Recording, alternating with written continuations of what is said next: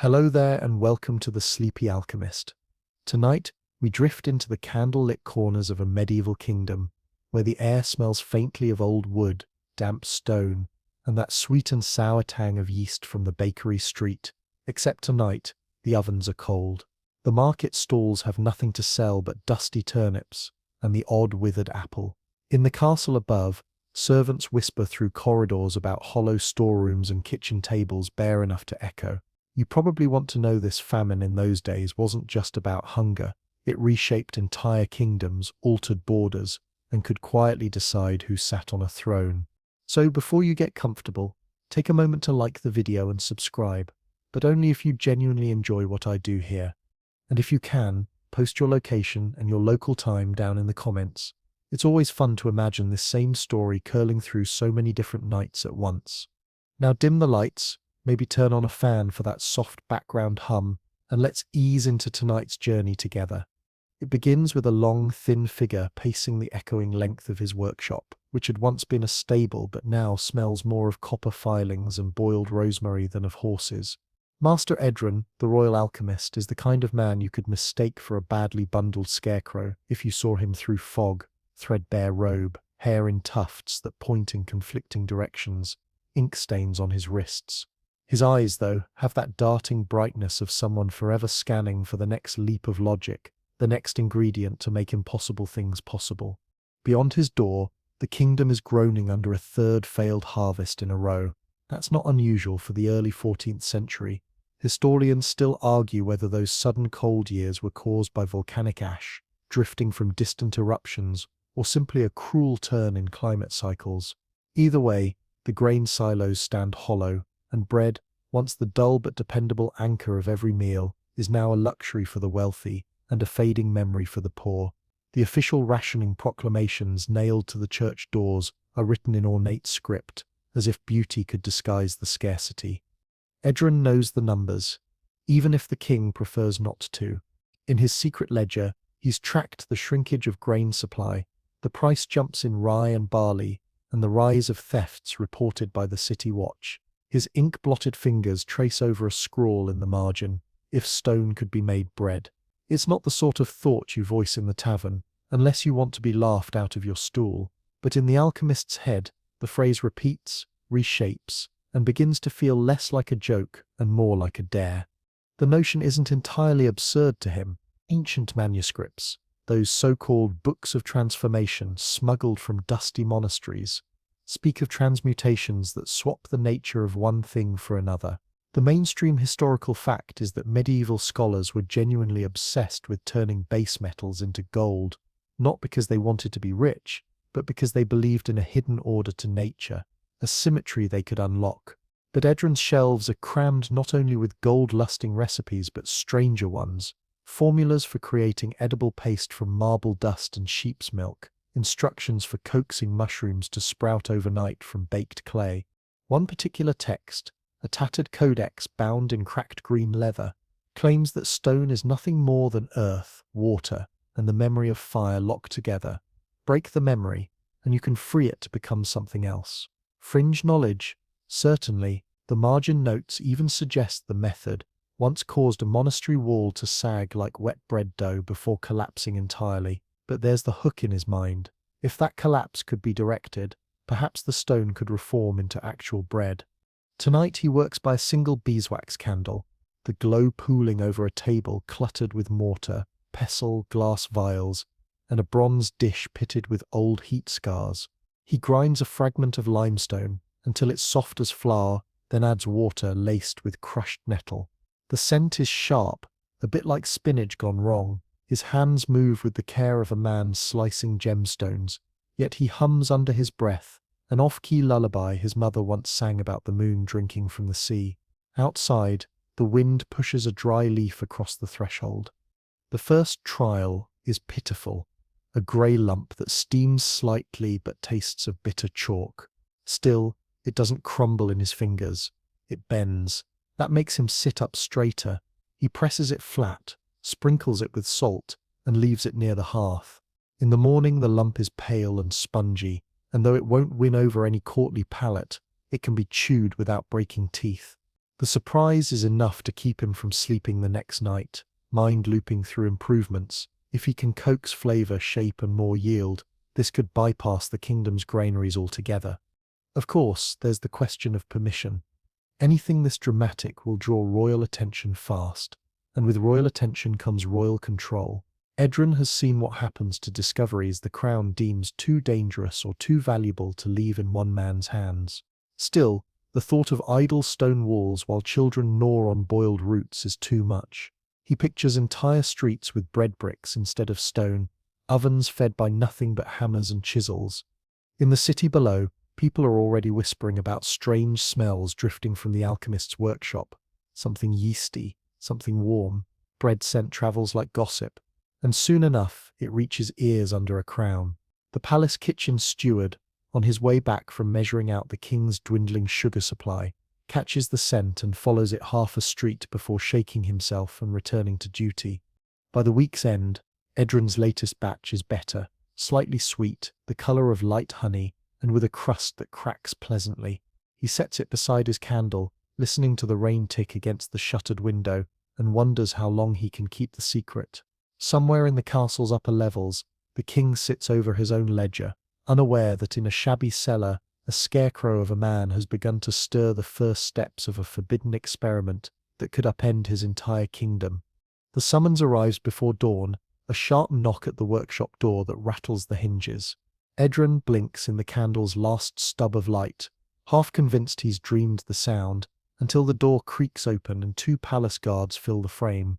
They aren't in a mood for pleasantries. One simply gestures, the other mutters that the king requires him immediately. No, would you mind? No, when you're ready. Just the blunt reality of royal interest. Edron wraps his robe tighter and follows, clutching a small cloth bundle under his arm. The streets are slick with night rain, the cobblestones shining like they've been varnished. As they climb toward the castle, he notices the smell of wet mortar rising from the city walls. In the pre-dawn dim, the kingdom looks less like a proud fortress and more like a tired giant, hunched against the weather. Historians still argue whether early medieval fortifications were more symbolic than functional, but to Edron's eyes, these walls are both symbol and shell. Inside, the corridors echo with the clack of armored boots. They pass servants carrying trays of dry bread, the kind that needs dipping in broth to be edible. One tray tips slightly as a young page gawk at Edron's wild hair, and the sight of the pallid slices only reinforces why he's here. The king sits in the solar, a fire crackling in the hearth, a fur cloak draped over his shoulders, though the air is only mildly cool. Edron bows low, more to buy time than out of habit. The king's eyes are sharp in that way that means he already knows the answer to the question he's about to ask. He gestures to the bundle, and Edron hesitates before setting it on the table. The cloth unwraps to reveal the latest loaf, golden tinge still faintly warm from last night's hearth. Steam curls up and the king leans forward, breaking it open with surprisingly deft fingers. A piece disappears into his mouth, and for a moment the only sound is the slow chew. Then the king smiles, not the polite curl reserved for visiting nobles, but a boyish grin that makes him look years younger. He asks, in a tone halfway between curiosity and command, where the grain for such bread came from. Edron takes a steadying breath and says, as evenly as possible, that there was no grain, only stone. The room stills. One of the guards makes a sound in his throat that might be disbelief, might be a cough. The king's grin fades into something tighter, more calculating. He demands an explanation, and Edron sketches the process in careful, vague terms, leaving out the more volatile steps. The king's fingers drum on the table. He knows the realm is on the edge. Famine breeds unrest. Unrest breeds rebellion. If bread can be made from the very walls of the earth, the balance of power tilts entirely into his hands.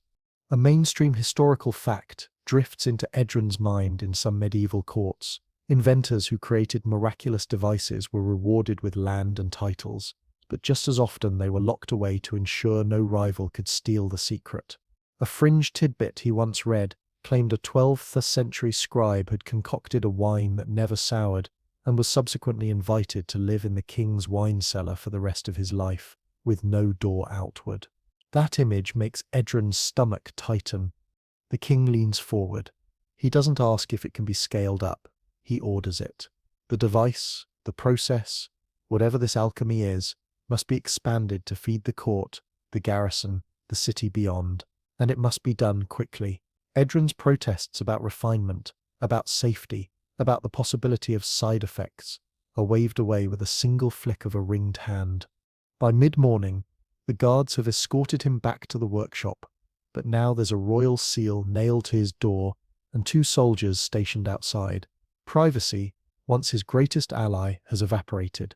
Inside, the air feels tighter, as though the stone walls themselves are leaning in to listen. He lays out the fragments of his device, a squat furnace-like structure with bronze inlays and a curious arrangement of lead channels, and begins to consider how it might be enlarged. He sketches in charcoal, making adjustments, but the king's voice echoes in his skull, without stopping. It wasn't a suggestion. It was the kind of order that will be enforced whether it's physically possible or not. The thought of the machine running constantly stirs a low unease. Stone, after all, does not replenish like grain in a field. Once a block is gone, it's gone. He thinks of the city's walls, the castle's towers, the arched bridges that span the river. These are the kingdom's bones. Strip them away, and what remains? Yet the temptation is there too. Imagine entire fortresses turned into loaves, famine rendered obsolete in weeks. Historians still argue whether technological leaps in the Middle Ages were stifled more by fear or by lack of resources. But here, Edron sees both closing in around him. The day ends with his table cluttered in scraps of parchment, each bearing a half-formed improvement, a new heat channel to speed transmutation, a stone chute to feed larger slabs, perhaps a rotating plate to collect the loaves without pause. Outside, rain turns to sleet, tapping against the shutter like impatient fingers. Somewhere above in the castle, the king is already imagining the banquet he will throw when this machine becomes his. Edron leans back, rubbing his eyes. He's no longer wondering whether to proceed. The king has made that choice for him. Now the question is, how to build fast enough to satisfy a ruler's hunger without awakening whatever deeper hunger might be curled, sleeping, inside the device itself. The workshop becomes a cellar of impossible things by afternoon, not because the room changes, but because Edron starts rearranging the very logic of it. Stalls that once held hay now cradle bellows, crucibles, and a hacked-together furnace made from brick, clay, and stubbornness. He drags the squat furnace to the center, sketches a chalk circle around it as if the line could keep consequence on the other side, then sets about carving channels in lead plates that will guide heat like rivers through a floodplain. He has a habit of muttering timing and temperature to steady his breathing, a quiet cadence that keeps panic from curling under his ribs. On the far wall, a shelf supports a parade of glass. Retorts squat like birds with their beaks down, alembics hunch beside them, and a labyrinth coil waits to condense whatever vapor he can coax from stone. A sober historical fact hides in this glass parade. By the 13th century, European alchemists were already using distillation gear, inherited and adapted from Arabic texts. And the athanor, a furnace designed for long, even heat, was the dream appliance of every serious practitioner. Edron has wanted an athanor for years. What he has is an athanor's less reputable cousin, patched and temperamental, its clay belly webbed with hairline cracks. He mends with salt water and ash paste. He lays out the forbidden texts, none of them truly forbidden in a legal sense, but each the kind of book that gets locked in chests by men who like to decide what other people should think. There is the cracked green codex, with its confident diagrams, the one that speaks of memory bound in stone. There is a vellum roll describing sympathetic correspondences, the notion that things born under the same star speak to each other across distance. There is a slender folio whose pages smell faintly of mint and smoke, claimed to have been copied from an Arab sage who swore that bread is a shape more than a substance, and that shapes can be persuaded like stubborn mules. Historians still argue whether these Latin translations preserved the original rigor of the Islamic alchemical writers, or refashioned them into something more mystical for European tastes, and Edron reads with that uncertainty humming in the back of his mind. On the workbench, a mortar keeps giving him splinters where the rim has chipped. He wraps the rim with damp linen and ties it with twine. Limestone powder mounds under his pestle, pale as sifted flour, but he does not let himself dwell on the resemblance. He measures nettle tincture with a copper spoon, grimacing at the green sting in the air, then adds barley ash sifted through silk. When the slurry settles, he strains it through wool felt and spreads the paste thinly on a bronze plate to dry. The hiss when it touches warm metal makes the guards at his door glance in, then look away just as quickly, as if eye contact might contaminate them with responsibility. He slots the lead plates into the furnace throat, creating channels shaped like branching antlers. Heat must move through them evenly, not too fast, not in angry gusts, but like steady breath. He rubs the edges with a wax of tallow, salt, and rosemary to keep the seams from weeping. The rosemary makes the whole place smell like someone tried to season the air. He snorts at the thought and checks the bellows, then the rope and pulley rig he has added to make the bellows breathe without constant human arms. The rig will need a counterweight. He eyes a stack of stone blocks by the wall. He chooses the ugliest block, streaked with iron, and hoists it into the sling. That will do. The irony that he is feeding stone to a machine, meant to unmake stone, sits like a pebble in his shoe. He leaves it there, because irritation can be a useful spur. He inks symbols on the floor around the furnace feet, not because he believes the sigils will bully reality into better behavior, but because they help him mark alignment, airflow, and the rhythm of feeding. People say alchemy is ceremony. He knows it is also bookkeeping disguised as mystery. Between steps, he flips open the codex to a page with a marginal hand warning about the desire of things. The scribe had written that every object has a preference for becoming something else, given the slightest invitation. Clay prefers to be pot, copper prefers to be green with the kiss of air, lead prefers to creep toward movement as if longing to be quicksilver. The scribe wrote that stone carries a ghost of water inside it, a ghost that remembers the sea, fringe as it sounds.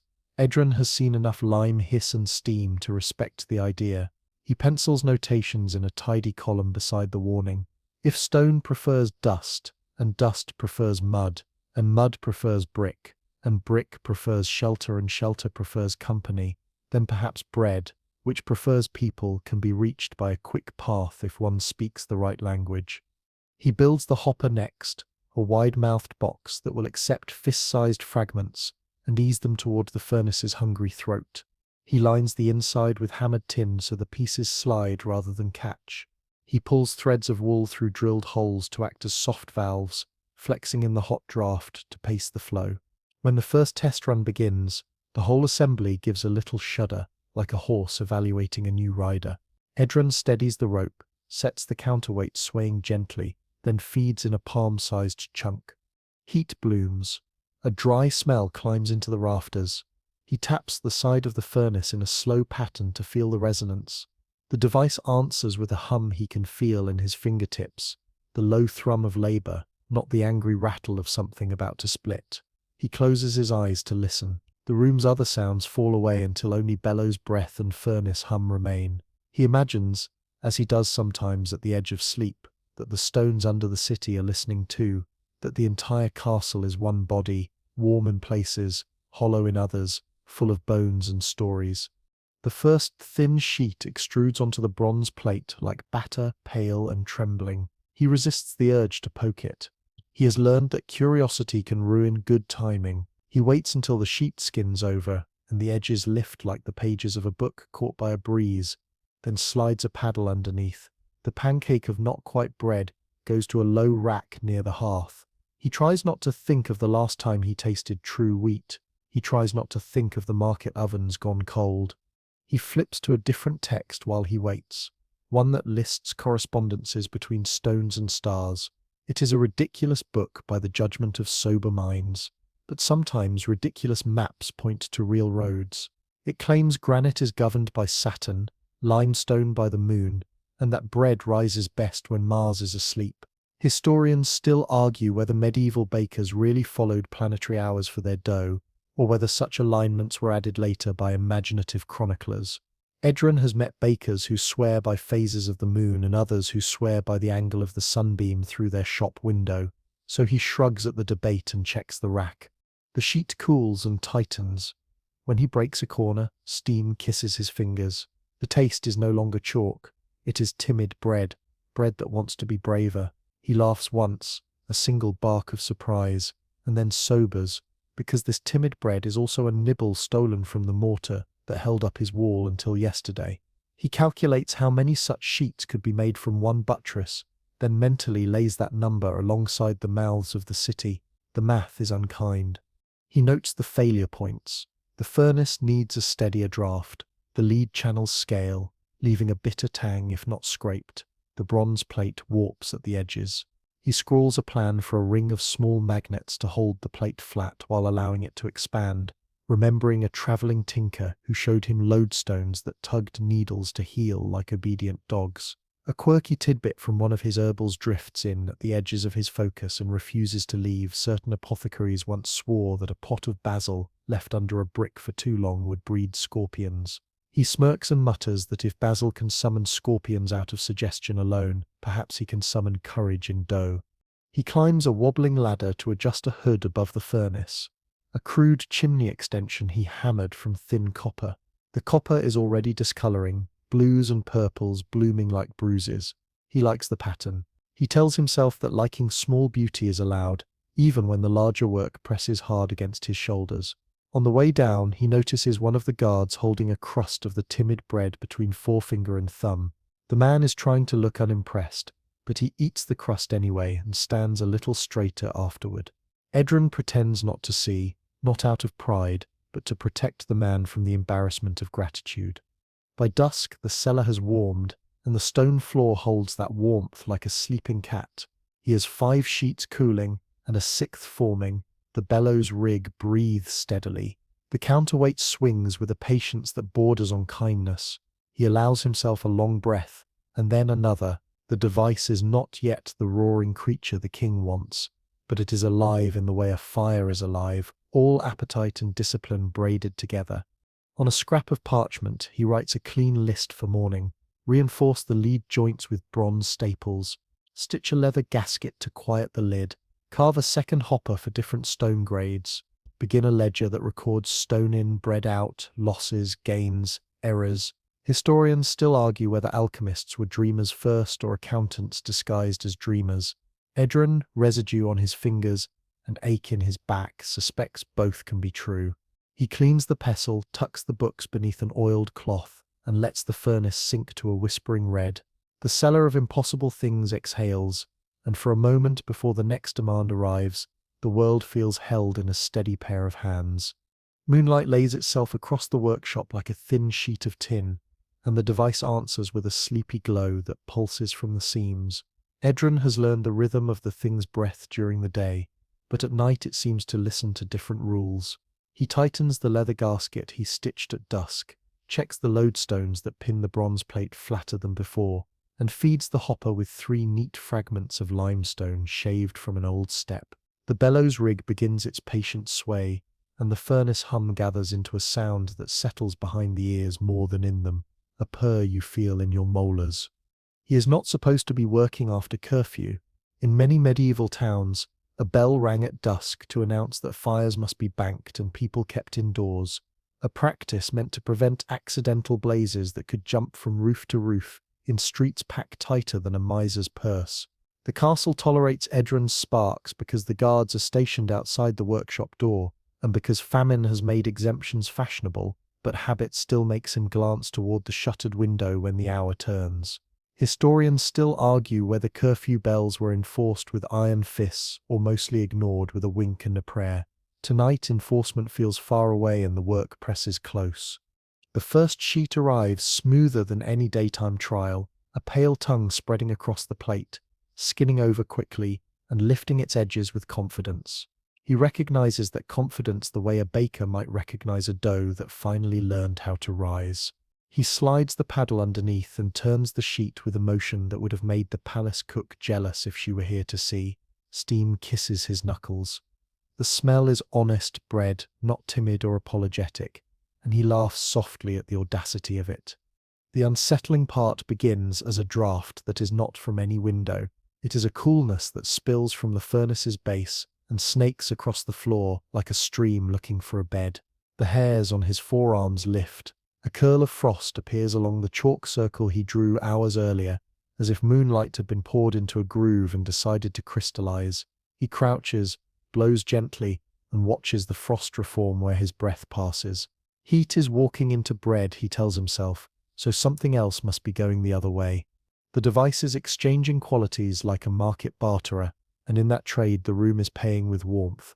When the second sheet forms, it brings with it a kernel of sound that is not quite a voice, not quite a song, more like a remembered lullaby that has forgotten its words. Edron pauses, hand on the rope, and the sound threads into his bones. The guards shift outside at the same moment, boots scuffing as if they too heard something they are not ready to name. He marks the sensation in his ledger, because that is what he does with things that do not fit neatly. He writes them down until they either make sense or become a pattern of nonsense that can be avoided. He tastes the edge of the second sheet. Better crumb, less chalk. The rosemary wax on the seams has kept the bitterness out. He sets the sheet on the rack and watches a thin fog drift up from the furnace mouth, and then, curiously, continue to drift even when the bellows pause. That is odd. Fog likes to climb while heat lifts it, not wander sideways like a cat deciding where to sleep. The fog strokes the underside of the rafters and beads into droplets that fall with soft ticks onto the floor. He catches one on his finger and frowns. The droplet tastes faintly of the quarry pond where he swam as a boy, mineral, green and old. He flips through the cracked green codex for any mention of reverse drafts or stray fog, and finds a margin note that grins at him with unpleasant timing. The scribe had written that transmutation invites old memories to the surface, and that stone often remembers water with more enthusiasm than is polite. Another scribble adds that night work amplifies the effect, for reasons attributed to the moon's fondness for tides. A fringe tidbit from Edron's grandmother arrives uninvited and sits in his mind like an unhelpful guest. Moonlight can sour milk without touching it.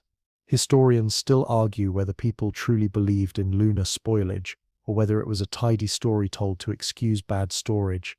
Either way, he checks that any milk in the room is far from the apparatus, and then grins at himself because there is no milk to check.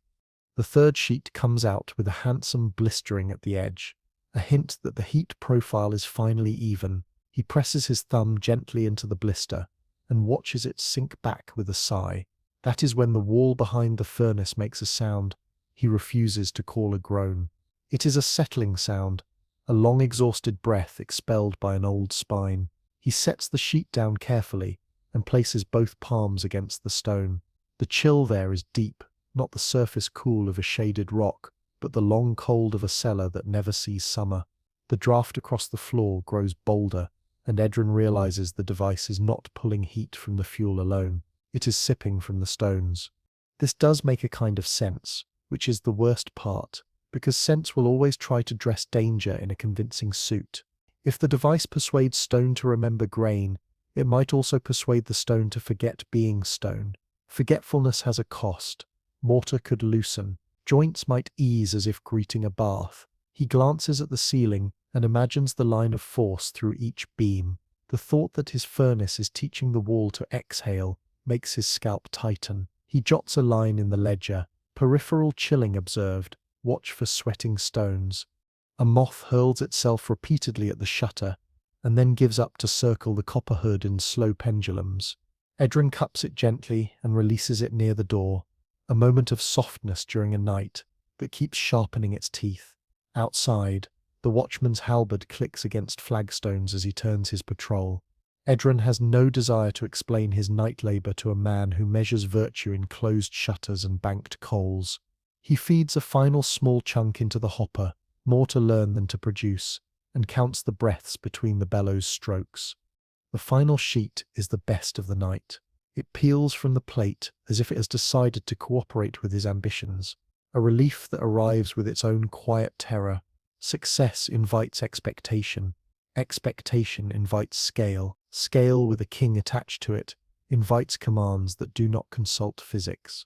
He places the sheet on the rack and, because he cannot help himself, imagines a town square paved in bread, then imagines the same square sinking as the stones beneath it.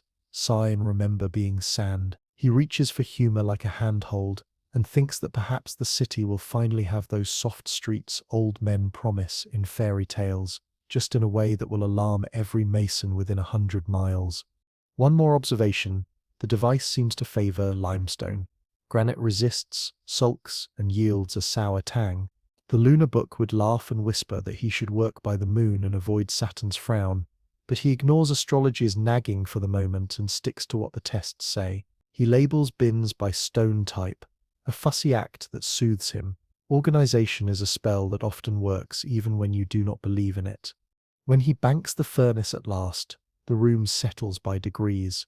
The frost along the chalk circle thins and vanishes. The draught weakens to a curious breeze, and then to nothing. The hum retreats into the clay belly, a cat settling into its box. Idren stretches until his spine answers with crisp little notes. He gathers the sheets and arranges them on the table like a gambler laying out a winning hand. He eats a corner, then another, and has the sense to leave the rest wrapped for the morning, because taste at night can lie, and what seems delicious at midnight sometimes tastes of regret at dawn. He writes a final line in the ledger. Night yields superior crumb and aroma, side effects, cold floor stream, wall breath, quarry fog, mitigations to design. He caps his ink, blows out the candle, and stands in the moonlight's quiet. The guards outside shift. A distant bell tells nobody in particular that fires should be slept. He rests his palm on the furnace lid with the tenderness one might give a feverish child, and promises himself that tomorrow he will reinforce the wall and speak to the king about pauses in operation, a promise he knows the king will treat like a fly to be waved away. For now he breathes with the cooling clay and listens to the castle's bones resume their old careful silence. By the time the eastern sky blurs into pale silver, the castle kitchens are already stirring with the usual hollow bustle, pots clattering without much to put in them, knives being sharpened for bread that never arrives. This morning, though, a peculiar smell threads through the corridors: warm crust, a hint of rosemary, and the faint mineral tang of a rainstorm on stone. Servants follow it like bees chasing a floral gust, and it leads them not to the bakery, but to the alchemist's workshop. Edren has been up since before the birds, tidying the place in a way that disguises the night's trespasses. The ledger is pushed slightly under a folded cloth. The frost marks on the floor have been scrubbed away. The wrapped sheets from last night sit in a basket near the door, deliberately casual, as if bread simply appeared here the way mushrooms appear on damp logs.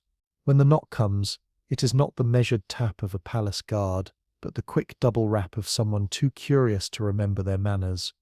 In steps Mistress Elwyn, the chief steward of the royal kitchens, her expression a mix of suspicion and hope. She's a broad-shouldered woman, with a reputation for reducing grown men to obedient silence, with a single raised eyebrow.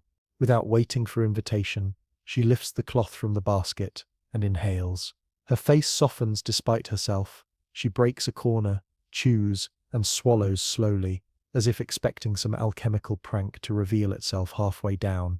When none does, she takes another piece. Mainstream historical fact in the medieval court hierarchy: the royal kitchen was a seat of quiet power. Whoever controlled the king's meals could influence moods, favors, even policy, and stewards guarded that control like misers guard coin. Elwyn is no different. If bread from stone can feed the court, she wants to be the one to portion it out. She asks, more a demand, how soon Edren can produce enough to serve at the high table. He hesitates, framing his answer carefully. A day or two to stabilize the process, he says, and perhaps a few more to ensure the bread does not spoil unexpectedly. He leaves out the frost, the quarry water fog, the subtle groan of the wall. She accepts this with a nod that is both agreement and a warning. The king will expect a taste before the weekends. Once she's gone, Edren exhales and moves to the furnace. The lee channels still bear the faint white film of yesterday's limestone. He scrapes it clean, listening to the tiny squeals of metal against metal. He lines the hopper with a fresh tin sheet to reduce sticking and wipes the bronze plate until it gleams dully in the morning light. His fingers linger on the plate's edge. He can almost feel the heat memory still coiled inside it. By midday he decides it's time to test in full daylight. The cracked green codex makes a fuss in its margins about the sun's blunt influence on fine transformations, but he has no patience for lunar fussiness today. He feeds the hopper with 3 chunks from a buttress stone he pried loose from an unused cellar arch. The furnace accepts them without complaint, and the bellows sway under the counterweight's steady rhythm. The first daylight loaf emerges surprisingly well, thicker, with a golden crust that cracks just enough to look intentional. He tears off a strip and chews thoughtfully. It's good, almost too good, given the speed. Encouraged, he adds more stone. The furnace hum grows stronger, filling the cellar like the low chord of an organ. This time, he notices the wall's coolness earlier, and when he checks, the mortar line directly behind the furnace is darker, as if damp. A fringe tidbit he once heard from a travelling mason flits into his mind. Certain cathedral walls, when warmed by the sun after rain, will exhale enough moisture to dampen the air, making the scent of the stone itself bloom. Historians still argue whether this was considered a flaw in construction or a secret sign of good, living stone. Either way, Edron can't shake the feeling that his furnace is coaxing this living stone into remembering a different life entirely. The second loaf of the day slides from the plate with barely any coaxing. It is heavier, richer, and when he presses his thumb into the crust, the spring is perfect. He stacks it beside the first and begins a third run. This time, he pushes the device a little harder. More fuel, more stone. The hum deepens until it feels like a second heartbeat in the room. The draft across the floor returns, not cold now, but faintly warm, as if the furnace is exhaling some of the castle's stored summer. By the time the third loaf cools, Edron has a neat row of 3, each better than the last. He arranges them on a tray and covers them with clean linen. The king will want a demonstration soon, and while Edron dreads the moment, he also knows the bread will speak louder than his cautions. Late in the afternoon, the first real test arrives unannounced. 2 guards enter with a boy carrying a silver platter. Without a word, they lift the loaves onto it and cover them again. The boy glances at Edron with wide eyes, then follows the guards out. Edron stands in the settling quiet, the scent of fresh bread hanging in the air like a challenge. He sits and begins a fresh page in the ledger. Daylight yields faster production, excellent crust, wall dampening observed earlier, heat draft reversed in third run, possible influence of increased feed rate, risk of structural compromise rises with output. The sun slips low, and the workshop feels oddly empty without the loaves. He knows that somewhere in the great hall, the king is tearing into bread that hours ago was part of the castle's own bones. He pictures the reaction, delight, surprise, the swift calculation of how such a miracle could be wielded. Somewhere in that vision, Edron catches the echo of a thought that won't leave. If the king decides this device should run without pause, the castle itself will be the first feast. The great hall wakes like a bear coaxed from winter, all flags trailing from beams and torches sputtering with pine resin that bites the nose.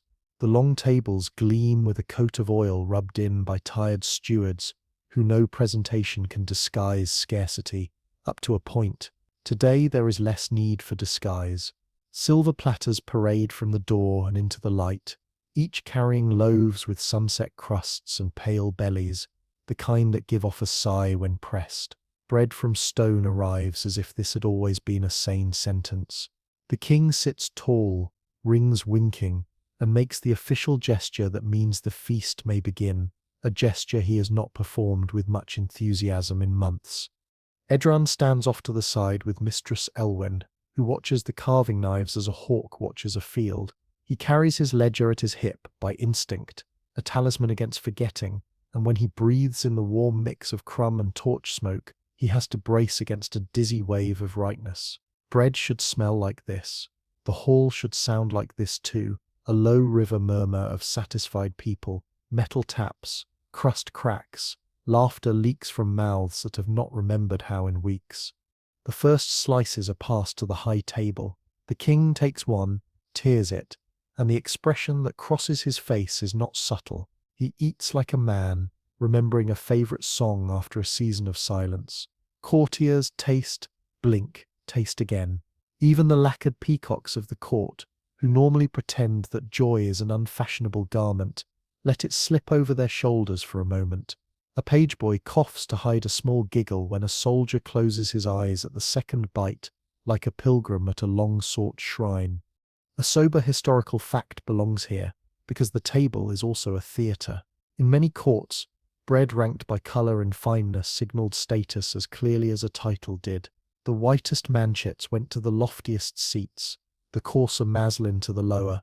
Tonight, the loaves are oddly democratic, each one baked by persuasion rather than by milled privilege, and it unsettles the seating chart in ways nobody wants to name. Historians still argue whether shifts in bread supply ever softened rigid hierarchies or simply made their edges blur for a night or two before snapping back sharper than before. Watching the Duke and the stablemaster bite the same recipe, Edron suspects the latter.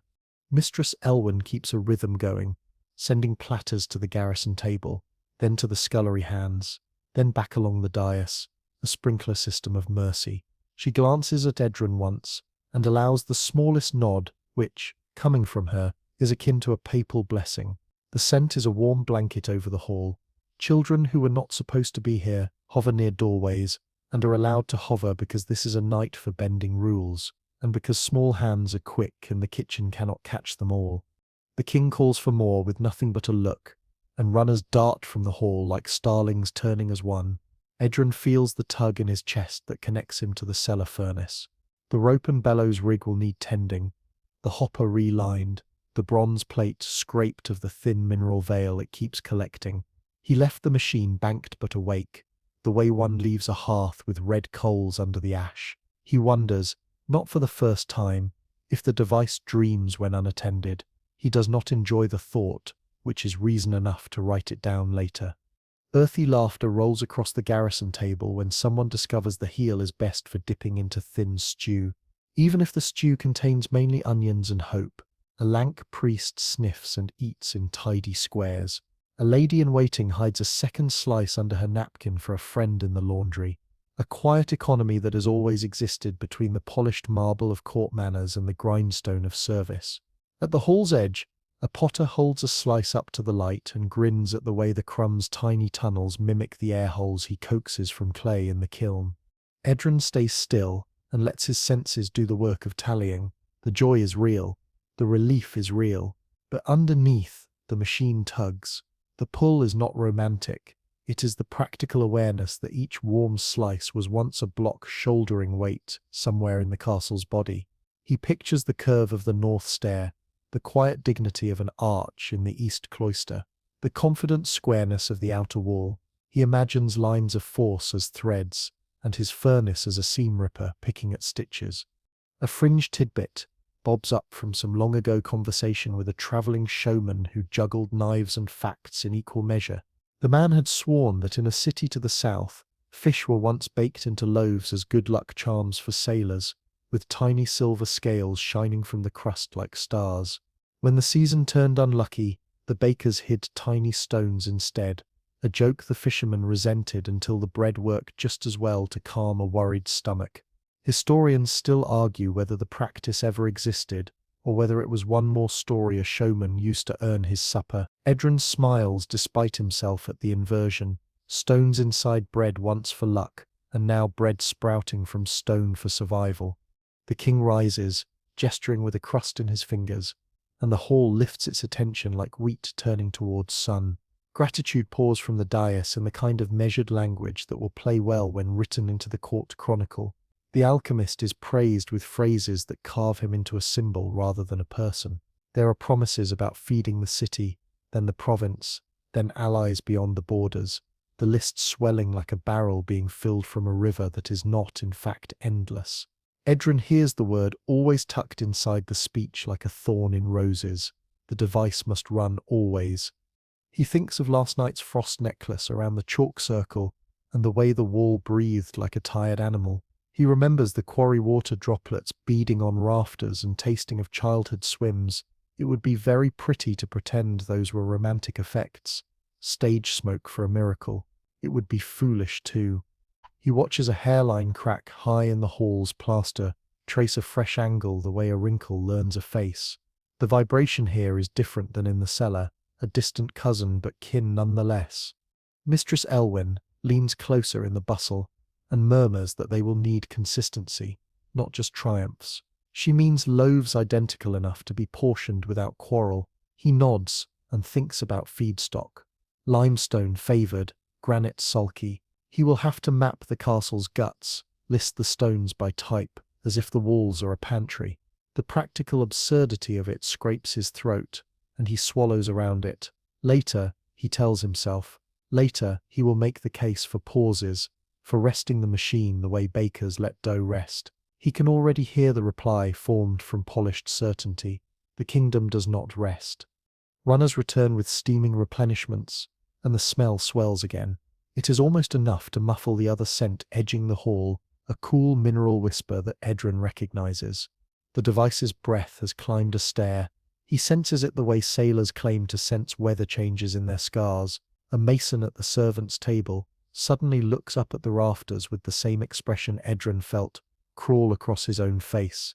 The man shakes his head once and returns to his bowl. Recognition, denial, a bite, a nod. People carry on because carrying on is the only ancient magic that works every time. Edrin excuses himself as the musicians find a tune that used to accompany roast geese, and now gamely accompanies bread. He slips down the side passage, steps quiet on stones that give back a colder answer than they did yesterday. He moves like a man late for a confession. In the stairwell, the echo of the hall's cheer clings like perfume but cannot follow him into the belly. The smell changes, becomes the workshop's rosemary and ash, the copper and clay. He finds the furnace awake without flame, a cat in a patch of sun that does not exist. It hums as if someone had set a finger to a glass rim and never lifted it. The hopper is half empty, though he did not feed it that much before leaving. He notes this without letting panic grab the pen. The device has learned a new appetite. The bellows sway a fraction even when the counterweight is still. He checks the rope and finds it warm. He places his palm to the wall behind the furnace, and the chill there is no longer a polite draft. It is a lean, clean hunger pulling heat the way a mouth pulls broth from a spoon. Back in the ledger, lines form themselves. Feast successful. Morale improved. Appetite observed in apparatus independent of fuel. Structural thirst increasing. He adds a new heading in darker ink. Safeguards to propose before dawn. Under it he writes a simple sentence he knows will not be welcomed. The device must learn to stop. Above him, the hall roars a final grateful cheer that sounds like rain on a summer roof. He wants that sound to last forever and knows that if it does, there will be no roof under it. He sets the paddle on the bronze plate with the same care one uses to lay a sleeping child in a bed, then sits on the cool floor and listens to the way the castle answers the machine with tiny noises. A duet nobody requested, a song composed of hunger and hope, and the steady tick of things wearing down. Morning brings the king's courier before Edrin can finish his first cup of bitter chicory brew. The man is all angles, sharp elbows, narrow eyes, and delivers the scroll with a flourish that feels rehearsed. The wax is still warm. Edrin cracks it open to find a neat column of words in the royal hand, trimmed of any excess like a hedge in the palace gardens. The order is unambiguous. The device is to run without pause, starting today. Output must increase to feed the entire garrison, the court, and the surrounding village within a fortnight. Edrin folds the parchment slowly, as if slower motion might change the letters. The king has dressed it in praise, of course, mentions of civic service, comparisons to legendary benefactors, promises of eternal gratitude, but the core is a blade, no stopping. The alchemist stares at the folded page on his table for a long minute before slipping it under the ledger's front cover, where all unwelcome truths seem to end up. Mainstream historical fact: medieval rulers often issued provisions or assizes that dictated the flow of food and goods, especially in times of shortage. Compliance wasn't just expected, it was enforced with a blend of law, spectacle, and the occasional public example. Edrin knows this is no request. Refusal is not part of the conversation. Historians still argue whether such decrees saved more lives than they doomed, cutting off personal autonomy to stabilize the many. He wonders which column he will land in when this is all over. He descends to the workshop, the guards nodding with the kind of politeness that says they've been told to watch him more closely. The furnace is quiet but warm, like a loaf under a cloth. He kneels, checking the bronze plate, and finds it still faintly slick from the last run. The lead channels have a residue that resists scraping, a thin crust with the glimmer of frost despite the heat. He shivers without meaning to. The first hours are a frenzy of preparation. He lines both hoppers, one for limestone, one for a mix of softer sandstone and salvaged brick. He adjusts the rope and bellows rig to a tighter rhythm. He tightens the leather gasket to prevent leaks. The machine seems eager. The first feed vanishes quickly, and the hum starts low and confident. Sheets slide out one after another, and soon the racks are filling. Midday arrives with the second batch cooling, and the hum has shifted subtly, more layered, as if the furnace has learned harmony. The floor draft is constant now, no longer creeping in fits but flowing in a steady stream toward the back wall. When Edron checks, the stone there is not just cool, it is damp. The mortar looks darker, and when he presses, the surface yields slightly, the way bread crust yields to a thumbnail. He stops, holding his breath. That is new. He notes it in the ledger. Structural yielding detected. Source adjacent wall. Action, monitor before night. His quill leaves a blotch when he hesitates over the next word: containment, mitigation. The king's order rings in his ears, making the choice feel theoretical. A fringe tidbit drifts from a half-forgotten conversation with a scholar from the coast. Some seafaring towns built watchtowers with hollow spaces inside the walls, claiming the stone breathed better and lasted longer. Whether that was practical architecture or superstition, historians still argue. Edron imagines hollow spaces in the castle walls now, not by design but by hunger. By late afternoon, the guards have carried up 4 baskets of loaves. The output is meeting the king's demands so far, yet the furnace isn't tiring. The counterweight sways on its own, even when Edron steps away from the rope. The device seems to have found a way to feed from the surrounding structure in tandem with the hopper. He feeds smaller fragments to test, and still, the plate extrudes perfect sheets. The implication prickles at the back of his neck. It no longer fully needs him to operate. The thought makes him fuss over the controls, tightening bolts, resetting the lodestones, inspecting the channels, as if busy hands could tether the machine's loyalty. He whispers to himself, a habit he pretends is for focus but is really to fill the silence between hums. The cellar air has a mineral sweetness to it now, the scent of fresh rain on old brick. It is pleasant, and that is exactly what makes it unnerving. As evening settles, a boy from the kitchens arrives with another silver platter for collection. His eyes dart to the furnace, wide as coins. Edron warns him not to get too close, citing heat, though the boy has probably stood closer to worse in the kitchens. The child nods but lingers, watching the bronze plate as though waiting for it to breathe. When the boy leaves, Edron stands very still and listens. The hum is deeper again, a bass note that makes the wood in the rafters tremble faintly. He puts his hand to the wall and feels a slow pulse there, heat ebbing and flowing like a tide. In the ledger, he writes, device integrating with structure, boundary unclear. The king's courier returns just before curfew with a short follow-up note. Output already improved morale in the garrison. Continue without interruption. Edron doesn't bother hiding his grimace. Without interruption is just a polite version of forever. He banks the furnace only slightly before bed, letting it idle. The floor draft doesn't stop. Even in the dark, with no fresh feed, the hum continues, soft as breath against the ear. Somewhere upstairs, the king is planning tomorrow's feast, and Edron lies awake in his narrow bed, imagining the machine running through the night, drawing from stones he has not chosen, working while he sleeps. If it sleeps at all. By dawn, the castle feels like a body after a fever, cool in the wrong places and thirsty where it should not be. Edron takes the long way down to the workshop, hand grazing the wall along the north stair, not because he needs support, but because he wants to know how the stone answers him. It answers as if it has been up all night, the chill not merely surface deep but layered, as if the steps have laid their warmth on an altar and walked away. The stair's center line is slightly cupped, the way old steps always are, but today the curve looks newly thoughtful, like a bowed head. Down in the cellar the device is already purring. He did not light it. The rope hangs slack, the counterweight still, bellows barely moving, yet the bronze plate carries a sheen as though someone had breathed warmly across it moments before.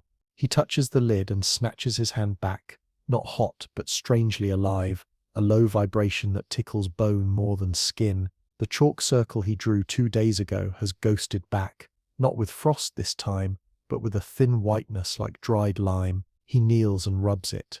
Powder clings to his fingers. Mainstream historical fact: most medieval castles weren't cut from single blocks of ambition. They were layered concoctions. Ashlar facing on the outside, a rubble and mortar core within, lime mortar hardening by slow conversation with the air. That core could carry secrets for centuries, damp travelling like gossip from stone to stone. Edrin thinks of the gossip now, the draft that chooses a path, the breath that moves along seems like a rumour finding ears. The furnace hums a steady note, and the wall hums back, a fraction lower, and the two tones together make a kind of hollow chord that seems to hang from the rafters like a cobweb you cannot see but keep walking through. He presses his palm flat to the wall behind the furnace. The surface feels not only cold but less present, as if his hand has become heavier than the stone it rests on. He shifts and the wall gives a whispering sigh that isn't exactly sound. He imagines the rubble core rearranging under persuasion, the way dough reorganizes under a warm hand. He does not like that the metaphor comforts him. Comfort is suspicious here.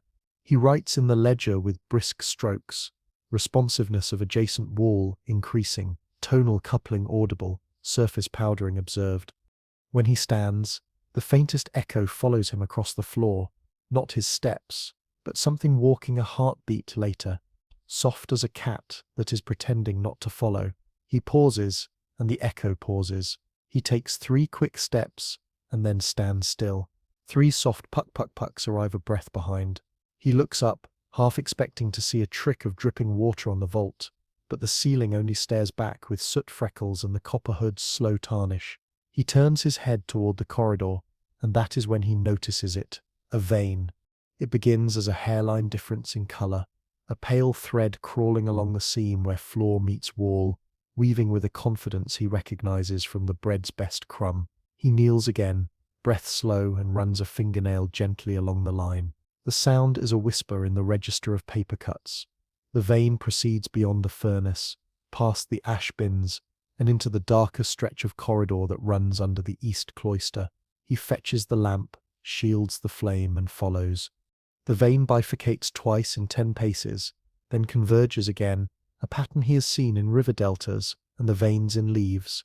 The mortar along it looks faintly eaten, edges rounded as if licked. He pinches a bit between finger and thumb and the grit collapses like stale biscuit. The stone blocks on either side a hole, at least to the eye, but there is a feeling, and he trusts feelings the way sailors trust the sky, not perfectly, but long enough to keep them off rocks.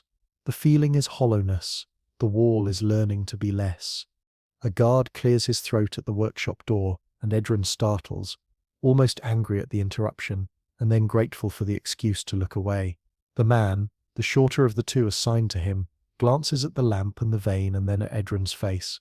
He has the look of someone who has noticed small things his whole life and learned that speaking of them often shortens employment. He asks if more loaves will be needed by noon. Edrin nods and says yes, adding that the furnace must be paced. The guard grunts a wordless reply that could mean anything from, "I agree to good luck with that," then disappears up the stair. Edrin returns to the furnace and gives it as little as possible, testing whether scarcity slows the hum. The bronze plate answers with an obedient sheet nonetheless. Surface smooth, edges even, a betrayal of the input he withheld. He watches the wall while the loaf forms, and in the silence between hums hears another sound, a long faint cluck, as if 2 stones had stopped touching. He writes in the ledger, slow and neat, because panic loves messy handwriting. Delamination event, frequency low, amplitude discernible. A fringed tidbit slips from the folder of foolishness and refuses to be filed again. An old mason once told him that some builders buried animal hearts in foundation corners to keep the house faithful. In another town, so the story went, a black rooster was walled up to teach the stone to guard against thieves.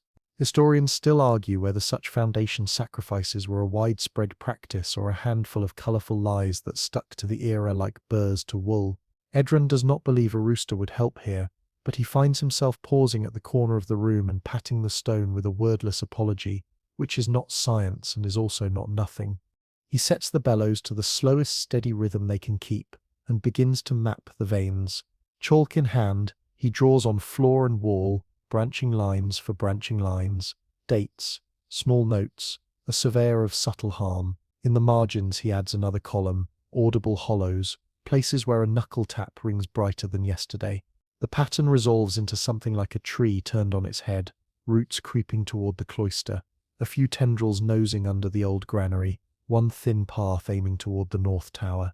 This is where the historical fact about lime mortar returns, not as trivia but as a problem with teeth. Lime hardens by drawing breath from the air, a slow carbonation that can take years to finish its sentence. In damp places it never stops speaking. If his device is persuading the walls to exhale, then the mortar is losing the breath it stole, trading it back for bread. He sees the exchange in his mind as scales, stone on one side, loaves on the other, and knows which pan is favoured by the order to run without pause. He goes upstairs, not to the king yet, but to Mistress Elwyn. Her office is a cave under the kitchens, with a desk gouged by 1,000 knives and a rack of drying bay leaves hung like a saint's relics. He lays his chalked map and the ledger open. She listens because listening is her craft, and because the night's feast bought him a coin or two of patience. When he taps the vein that leads under the granary, she flinches almost invisibly. Her stores live above that line, such as they are. She asks what he proposes, and he hears the joke the world intends, that he who made bread of stone must now ask for stone to be spared to keep bread possible. He proposes pauses, reinforcement with timber shores, relocation of the device farther from load-bearing lines, a rationing of limestone feed against the city's safety. Her nod starts and stops. He can see the moment she imagines telling the king the word pause. She sends a runner anyway to ask for an audience at noon. Sometimes the duty of a steward is to carry news that will not be lifted gladly. On his way back, he detours up the east cloister. The air there is colder, breath blooming visibly in little puffs. He resists the childish urge to draw shapes in it. A nun from the palace chapel passes, counting beads, and frowns at the way his footsteps seem to multiply. Whispering galleries are a real trick of certain domes and corridors. Even ancient amphitheatres could carry a murmur to a distant ear. Historians still argue whether medieval builders engineered these effects or merely stumbled into them and claimed credit. Edron hears his own step come back with a soft second voice and decides the cloister has learned to carry faint sound where it never used to. A new gallery grown from hunger. Back in the cellar, he lowers the bellows another hair and stands without moving. The hum settles to something like the world's quietest drum. Inside the wall, inside him. He looks at the chalk tree on the floor, and then at the bronze plate slowly birthing another sheet, and the sensation rises that he is not operating a device so much as speaking to a creature in a language that shares too many words with collapse. He jots one last line before noon steals him upstairs, stone veins expanding, echoes lengthening. The body of the castle is learning to whisper its own bones.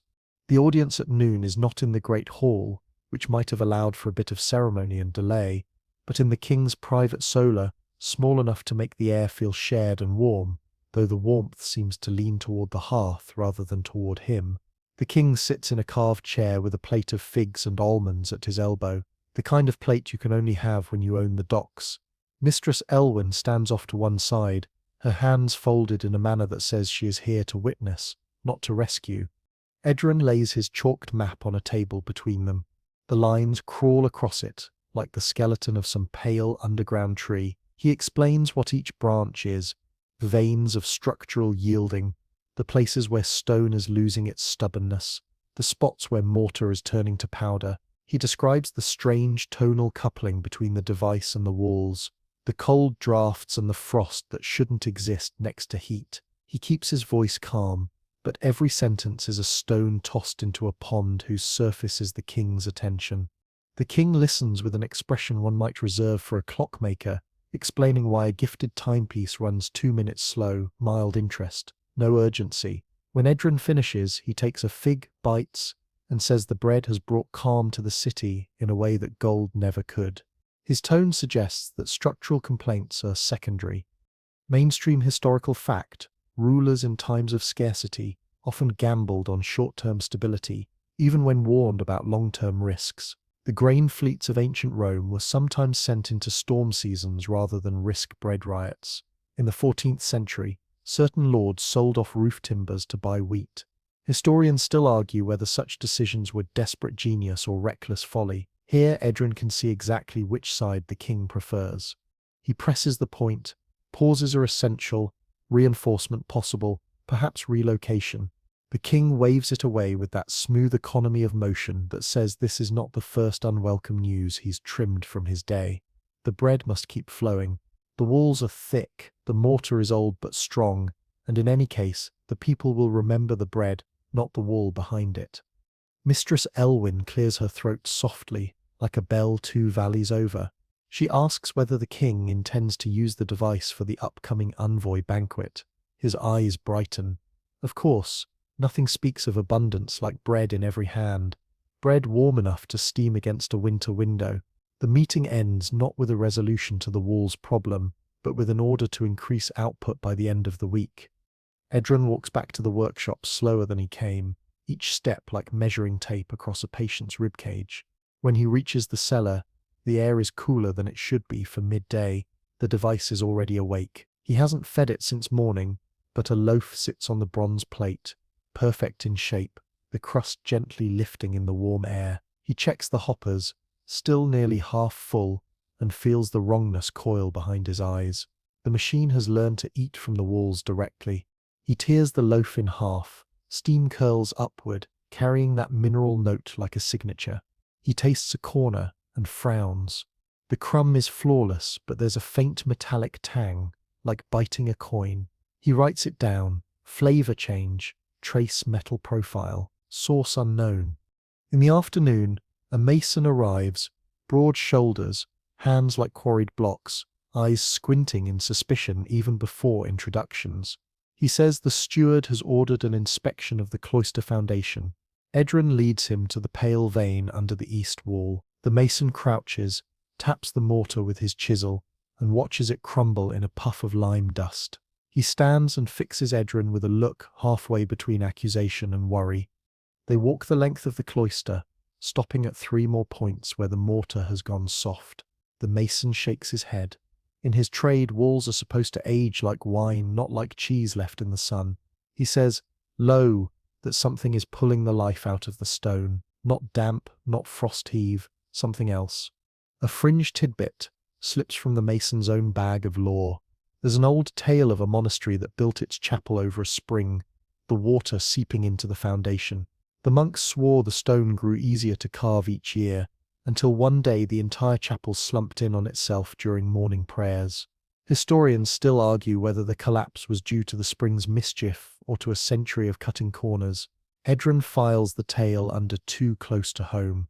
They return to the cellar, and the mason circles the furnace slowly. He doesn't touch it, but his gaze is sharp as a chisel's edge. He points to the lead channels and asks if they run into the wall. Edrin lies by omission, saying they run near it.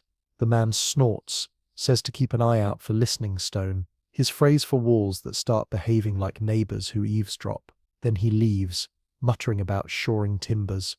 When the door shuts, the furnace hum deepens, as though amused. Edrin feeds it a small piece of sandstone just to test the reaction. The bronze plate gives up a loaf within minutes, the hum smooth and pleased. He feeds it nothing after that, and watches the wall. The vein under the chalk circle has thickened slightly, a line drawn bolder by an invisible hand. In the evening, Mistress Elwyn stops by. She says the king was pleased with today's loaves, but he noticed the supply was slightly smaller than expected. Edrin explains the test runs, the need for pacing, but her face is careful in that way that means she is hearing, and also filing the explanation under not likely to persuade His Majesty. She notices the chalk map and frowns at the thickened lines. "It's spreading," she says, and he's relieved to hear someone else give it words. But her next sentence is about the envoy banquet again. how it will be the perfect showcase. He feels the ledger's weight in his hand before he even picks it up. Night comes, and he can't bring himself to bank the furnace. He wants to watch it, see if the hum changes when the moon rises, if the walls answer differently under darkness. Midnight finds him still there, pencil tracing the slow advance of a vein toward the granary. The air tastes faintly of iron, and for the first time the hum seems to form almost words, just beyond sense. By late afternoon, the hall is dressed for another show of plenty, the kind of spectacle that soothes nerves better than any sermon. Tapestries hang heavy on the stone, a quilt against winter and against the whisper that has begun to move through the walls. The tables are strewn with fresh rushes and a scattering of sweet woodruff and lavender, the perfume doing its cheerful best to correct the stubborn truth beneath. A mainstream historical fact slips comfortably into the scene. Floors like these were commonly covered with rushes mixed with herbs to mask smells and soak up drips. And while everyone loved the idea of fresh greens underfoot, historians still argue whether they were changed as often as chroniclers claimed, or only when the rushes began to develop opinions. Edrin steps into the long, bright space, with the silver platter bearers and the warm weight of new loaves. The bronze plate below in his workshop is still exhaling them with very little encouragement. And that is not the comfort it sounds like. He has left the bellows bound, the counterweight tethered, as if tying a ribbon around a wolf's muzzle could persuade it to consider vegetarianism. He can feel the hum even here, a faraway bass line that threads under the music of the minstrels tuning their lutes. The stone beneath his boots tastes the note, passes it along the way. Gossip travels from scullery to throne. The king is in a mood designed for chroniclers, chin lifted, gestures spare and practiced. He raises a slice high enough for everyone to see the steam wander off it. The court laughs at the smallest things tonight, the way people do when they have rehearsed happiness for so long that genuine relief feels like an improv scene. Edrin takes his familiar station by Mistress Elwyn, who has the hawk look on again, her gaze weighing portions and quiets, measuring the room not in bodies but in appetites. He notices the first crack because he has started to look at walls the way physicians look at rashes. High above the dais, a fine line crawls away from a carved corbel like a thread a tailor forgot to cut. It is not dramatic. Nothing spits dust. It simply exists where it did not exist yesterday. He palms the edge of the table and steadies his breathing. The minstrels find a sprightly march and the line lengthens a finger's width, which is the sort of coincidence one is not supposed to notice if one wants to keep one's calm. Torches snap and spit resin. A server passes, tripping slightly where the floor has cupped more than it used to, but she smooths it into a curtsy and nobody minds. Bread goes out, trenchers are set, and the word trencher brings its own stone crumb of history with it. In many halls, thick slices of stale bread served as plates, soaking up juices and then feeding the poor after the banquet, a practical kindness wrapped in ceremony. Here the trenchers are wooden, polished thin by years of knives, because the bread itself is the star, and nobody wants to confuse prop with protagonist. The groan arrives softly, as if the hall has decided to speak, but not yet committed to conversation. Edrin feels it through his teeth first, a small flex that ripples the candlesticks, and draws a thin gasp from a lady whose dress is as structural as any buttress. No one stops eating. It is amazing how much noise a hall can ignore when the food is good and the king refuses to look up. The king never looks up. He slices, chews, smiles, and the gesture keeps the ceiling from existing for everyone who is watching him. Edrin closes his eyes for a heartbeat and hears it, then, the two-note coupling from the cellar, transposed into a larger body. The walls take the hum and pass it to the timbered roof, which answers with a purr of its own. He can almost map the path of the sound, as if it were a procession, moving behind tapestries stitched with hunts and battles where nobody ever grows tired. He nudges Mistress Elwyn's elbow. She lifts an eyebrow that means later, please do not interrupt the illusion. A fringe tidbit arrives, dressed in the memory of a travelling piper who swore that certain beams hold songs in them, that if you tap the right place you can hear last winter's festivities ring back through the wood. He demonstrated once by thumping a tavern lintel until the landlord threatened to use him as firewood. Historians still argue whether so-called singing beams were clever acoustics or a tall tale for a tall ale. Edrin would normally laugh the idea away, but tonight the hall does feel full of last night's music, stretched taut over something less eager to please. A server at the far end sneezes. A dust mote carousel has spun off the plaster where that new crack sketched itself. Edrin watches it spiral in torchlight and come down on the shoulder of a young archer who has never seen a real battle and hopes he never has to. The archer flicks the speck away and keeps eating. Everyone practices their best trick. Carry on. Mistress Elwyn dispatches a page to fetch wedges and small timbers from the carpenter's hut, not to shore anything yet, only to have them nearby. The gesture is a folded umbrella on a summer morning. It says, "I will not need this," and it also says, "I might." She murmurs to Edrin that the envoy banquet is 3 nights away, the hunting horns already polished, the banners brought down from the winter chests. The words turn in his ear like key and lock. 3 nights is not enough time to teach a device manner. It is barely enough time to introduce it to the idea that manners exist. He drifts along the wall, pretending to inspect a tapestry that shows a saint calming a dragon with palm raised. A scene that reads as negotiation rather than conquest, if you are in the right mood. Up close, the old weave does its best to hide the draught shouldering through the stones.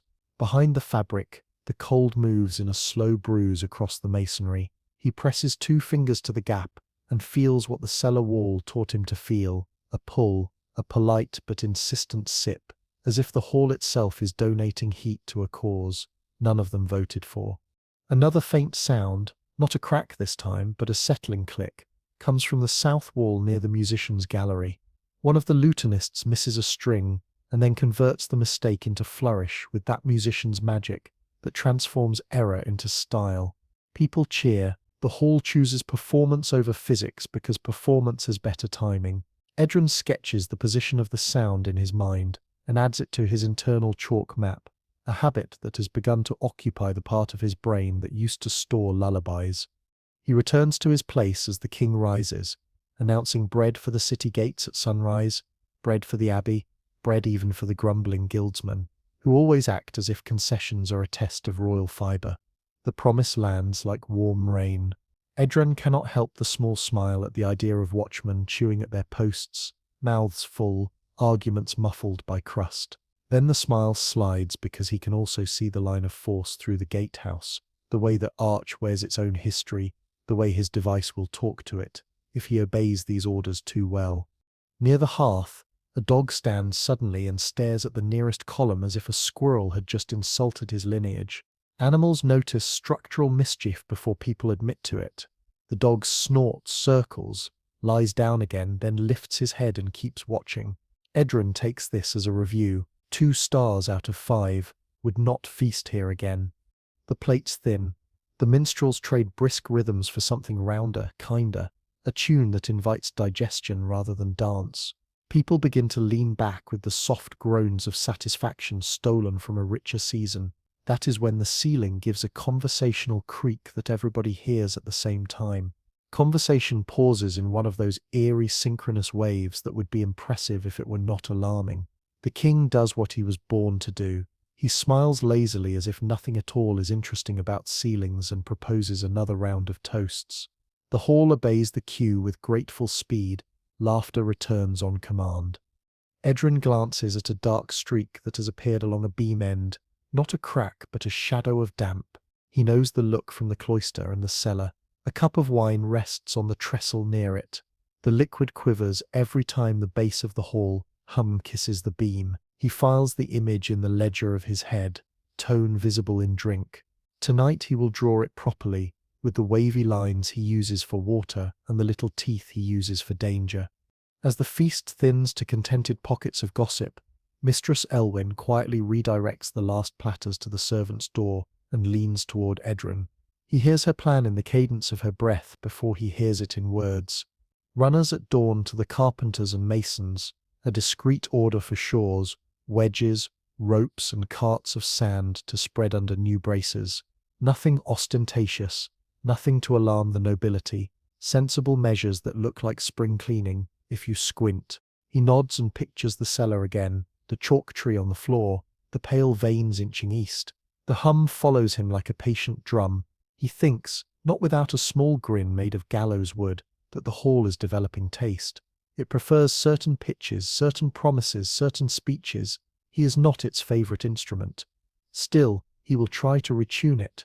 When he finally escapes the glow and descends to the workshop, the bronze plate is warm as a forehead, and a fresh loaf rests upon it that he did not request. He breaks it, tastes for the metallic tang, and finds it fainter. The machine is adjusting flavors for its audience now, as if pride were part of its circuitry. He writes a line by lamplight that is almost tender, celebration turned uneasy. Walls singing, machine learning to please while it eats. And then he adds the part nobody wants to hear, cracks are faster than applause. The next morning, frost clings in delicate filigree along the base of the cloister walls, a strange lace stitched overnight by fingers the weather never hired. Edron crouches to examine it, careful not to crush the brittle patterns. They aren't random. The frost seems to trace the same branching shapes as the pale veins in his cellar chalk map, as if the pattern has risen from under the floor to decorate the stone's skin. He brushes one branch lightly, and the white dust powders away to reveal damp mortar beneath. He heads back down to the workshop, boots whispering against stairs that have grown hollower in their answering sound. The furnace greets him, not with the slow waking hum he's used to, but with a confident thrum, already mid-sentence in a conversation he wasn't invited to. On the bronze plate rests a loaf, still steaming. He hasn't fed it since last night. The hoppers are almost empty, but the walls behind the device are warmer than the air, as though the furnace has coaxed heat from the castle's deeper bones while he slept. Mainstream historical fact: in the Middle Ages, many castles had hypercourse systems, rudimentary underfloor heating, especially in bathhouses and great halls. Warm air from a fire flowed through stone channels, heating the floors above. Historians still argue whether these were luxuries or strategic necessities in certain climates. Edron can't shake the sense that his device has invented a reverse hypercaust, pulling warmth through stone instead of pushing it in. He decides today will be for measuring. Setting aside the basket of fresh bread for the kitchens, he fetches a length of twine, a plumb bob, and a mason's tapping hammer.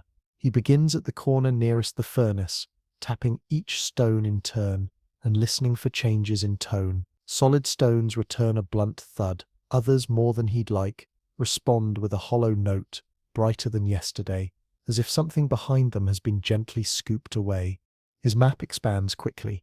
Hollow points run in lines that match his earlier chalk branches. One in particular, a thick vein heading north, concerns him most. It's moving toward the main load-bearing column under the Great Hall. He circles it in red chalk and adds a note in the ledger: critical path, sure before banquet. By midday, Mistress Elwyn stops in, eyes scanning the bread racks. She notices the twine and plumb bob, arches a brow, and says, "We aren't redecorating, I assume." He explains about the hollow spots, the widening veins, the frost patterns outside. She listens, lips pressed thin. Then she admits she's heard complaints from servants that the floor in the North Hall is breathing, lifting slightly underfoot at odd times.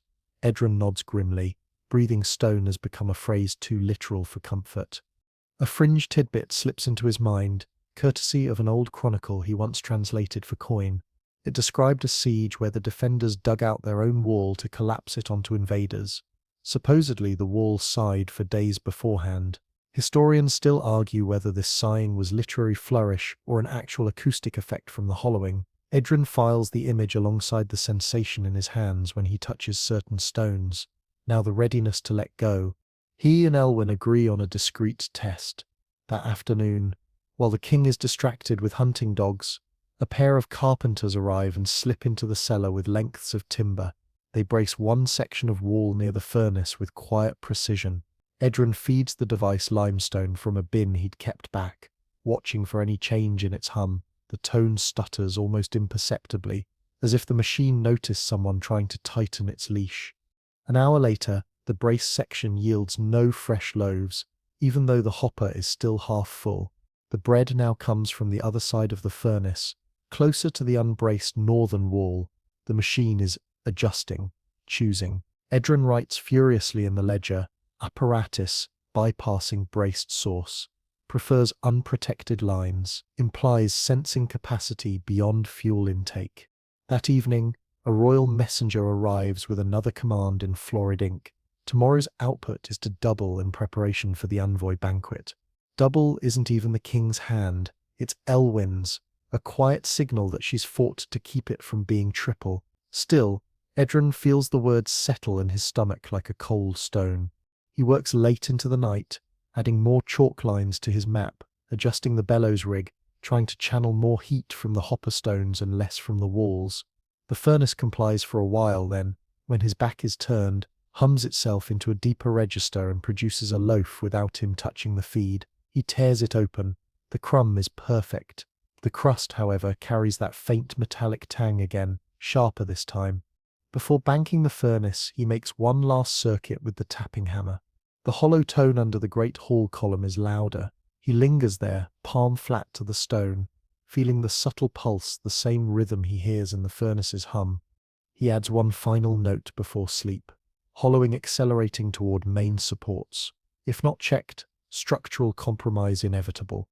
Then, almost as an afterthought, he writes in smaller script, as if afraid of the words device may have learned the shape of the castle. By mid-morning, a small procession appears at the postern gate, a mule with the temper of an auditor, 2 apprentices balancing a chest between them, and a scholar in a weather-stained cloak that has known too many libraries and not enough laundries. Mistress Elwyn meets them with a glance that weighs cost against usefulness in a heartbeat, and then sends them straight to the cellar. The scholar moves with the brisk economy of someone who refuses to be late for a problem. Edron recognizes her before she pulls back her hood. Magistra Lysa of the River University, once his fiercest disputant, always his most infuriating proofreader. Rival is a generous word. Ally, when the house is on fire, a better one. She does not waste ceremony. She touches the furnace lid with the back of her hand, listens to the hum the way a midwife listens to a mother's breath, then nods as if a diagnosis has landed. The apprentices crack open the chest and begin laying out an arsenal that would make a beekeeper jealous and a bell founder suspicious. Lead sheets the size of book covers, a shallow copper pan bright as a trout's belly, sticks of sulphur, sealed jars of quicksilver that wink like small captive moons, a roll of waxed linen, stenciled with sigils that look like vines imitating mathematics, and a string of smooth river stones drilled and knotted on cord. Mainstream historical fact floats into place as naturally as steam from a loaf. Monasteries and universities traded not only manuscripts in this era, but also apparatus, borrowing Arabic and Byzantine techniques for furnaces, stills and measuring devices, shipping them along the same rivers that carried wool and salt. Historians still argue whether this exchange kept knowledge alive or bent it into shapes that better suited patrons and princes. Edron knows only that Lysa has brought a travelling laboratory and the kind of mind that refuses to accept the first answer, or the fifth. She walks the chalk map. She kneels at a pale vein and sniffs the mortar dust, making a face like a cat caught smelling pepper, then asks, without asking, for the tapping hammer. He hands it over. She taps 4 stones in a tight diamond and cocks her head, bright hollows, fastened to the device's pulse as surely as a drum to a drummer. She points with the hammer toward the north line, heading under the great hall. That is where the harm intends to be dramatic. Her measures are as cautionary as a saint's sermon, and as risky as a gambler's double down. First, she wants to lay a lead apron along the wall behind the furnace, not as a seal but as a sluggish mirror to throw back whatever taste the machine is growing for the mortar. Lead is a kindness to certain misbehaviors, she explains without words, and an offense to others. Second, she sets the copper pan beneath the bronze plate and pours a thin lake of quicksilver into it, then floats a skin of oil on the surface so the vapor will keep its thoughts to itself. If the hum is a hand reaching, mercury might be a glove too slippery to grip. The apprentices flinch at the brightness, and then settle when she wraps the pan's rim in waxed linen. Edron mutters that they do not have a well-vented Roman bath to swallow the fumes. Lysa replies with a glance toward the hood he hammered from copper. It will do until it does not. He is not comforted, and is comforted anyway, because the pan gleams with a terrible promise. Third, she sketches a ring in chalk around the furnace feet and powders it with salt and sifted charcoal, then sets the knotted cord of river stones along the circle like a quiet necklace. The stones, she murmurs by gesture, were gathered from a bend where the river forgets its name twice a day. Sympathetic dampening, the old text would call it. If the device is singing to the walls, let another choir hum in counterpoint. Edron thinks of the singing beams in the great hall and almost smiles. If wood can remember songs, perhaps river stones can forget them on command. Fourth, and most perilous, she proposes a sacrificial run. Feed the device a carefully chosen block that has been bathed in lime water and bound with waxed linen, a block meant to satisfy appetite without teaching the walls any new bad tricks. The idea is to house the hunger in a cage of expectation. He hears the danger in it without needing her to draw skulls in the margin. If the device likes the taste of bound stone, it may decide to bind the world itself. As they work, she sprinkles fringe tidbits like breadcrumbs for future arguments. There are abbots who insist that ringing the largest bell at noon keeps the granary sound, because sound settles spirits as well as pigeons. There are midwives who bury a jar of salt in a cottage threshold, so the floor stops creaking at night. There was, she says with a sideways grin, a physician who swore that a paste of crocodile dung made a fine sunshade for the face, which Edron cannot help recalling from his grandmother's litany of dubious cures. Historians still argue whether such practices were simple nonsense or veiled engineering of acoustics and moisture. But either way, the old litany makes a strange kind of sense when the wall is breathing at your elbow. Remember that basil breeds scorpions, rumor, he mutters. She pats the cord of river stones. Then we will grow scorpions in the right jar. They test the lead apron first. The hum blurs as if muffled, and the bronze plate hesitates before delivering the next sheet. The crumb comes out serviceable but dull, like a baker who forgot the long rest. Flavor is better than collapse. Lysa signs with 2 fingers. Edron concedes and marks the effect in the ledger. Lead apron installed. Hum damped 1 step. Output reduced 10%. Metallic note diminished. Next, the mercury pans. When the bronze plate extrudes the following loaf, the quicksilver ripples without wind. The ripples form a tight rosette and then flatten, as if a hand stroked the surface from the center outward. The wall behind them answers with a slow, reluctant exhale. Edron's shoulders unclench a measure. The mercury wants to hold the song. The copper hood carries a thin thread of scent upward that he does not name because names have a way of making worries heavier. The salt ring and river stones bring the strangest effect. The floor draft splits at the line and skirts around it like a river parting around an island. The white powder picks up tiny eddies that trace themselves in delicate swirls, and for a long minute the hum falters. Somewhere above, a beam in the great hall gives a little tick and then stills, as if a muscle unclenched. Edron looks at Lysa with a gratitude he will never write down.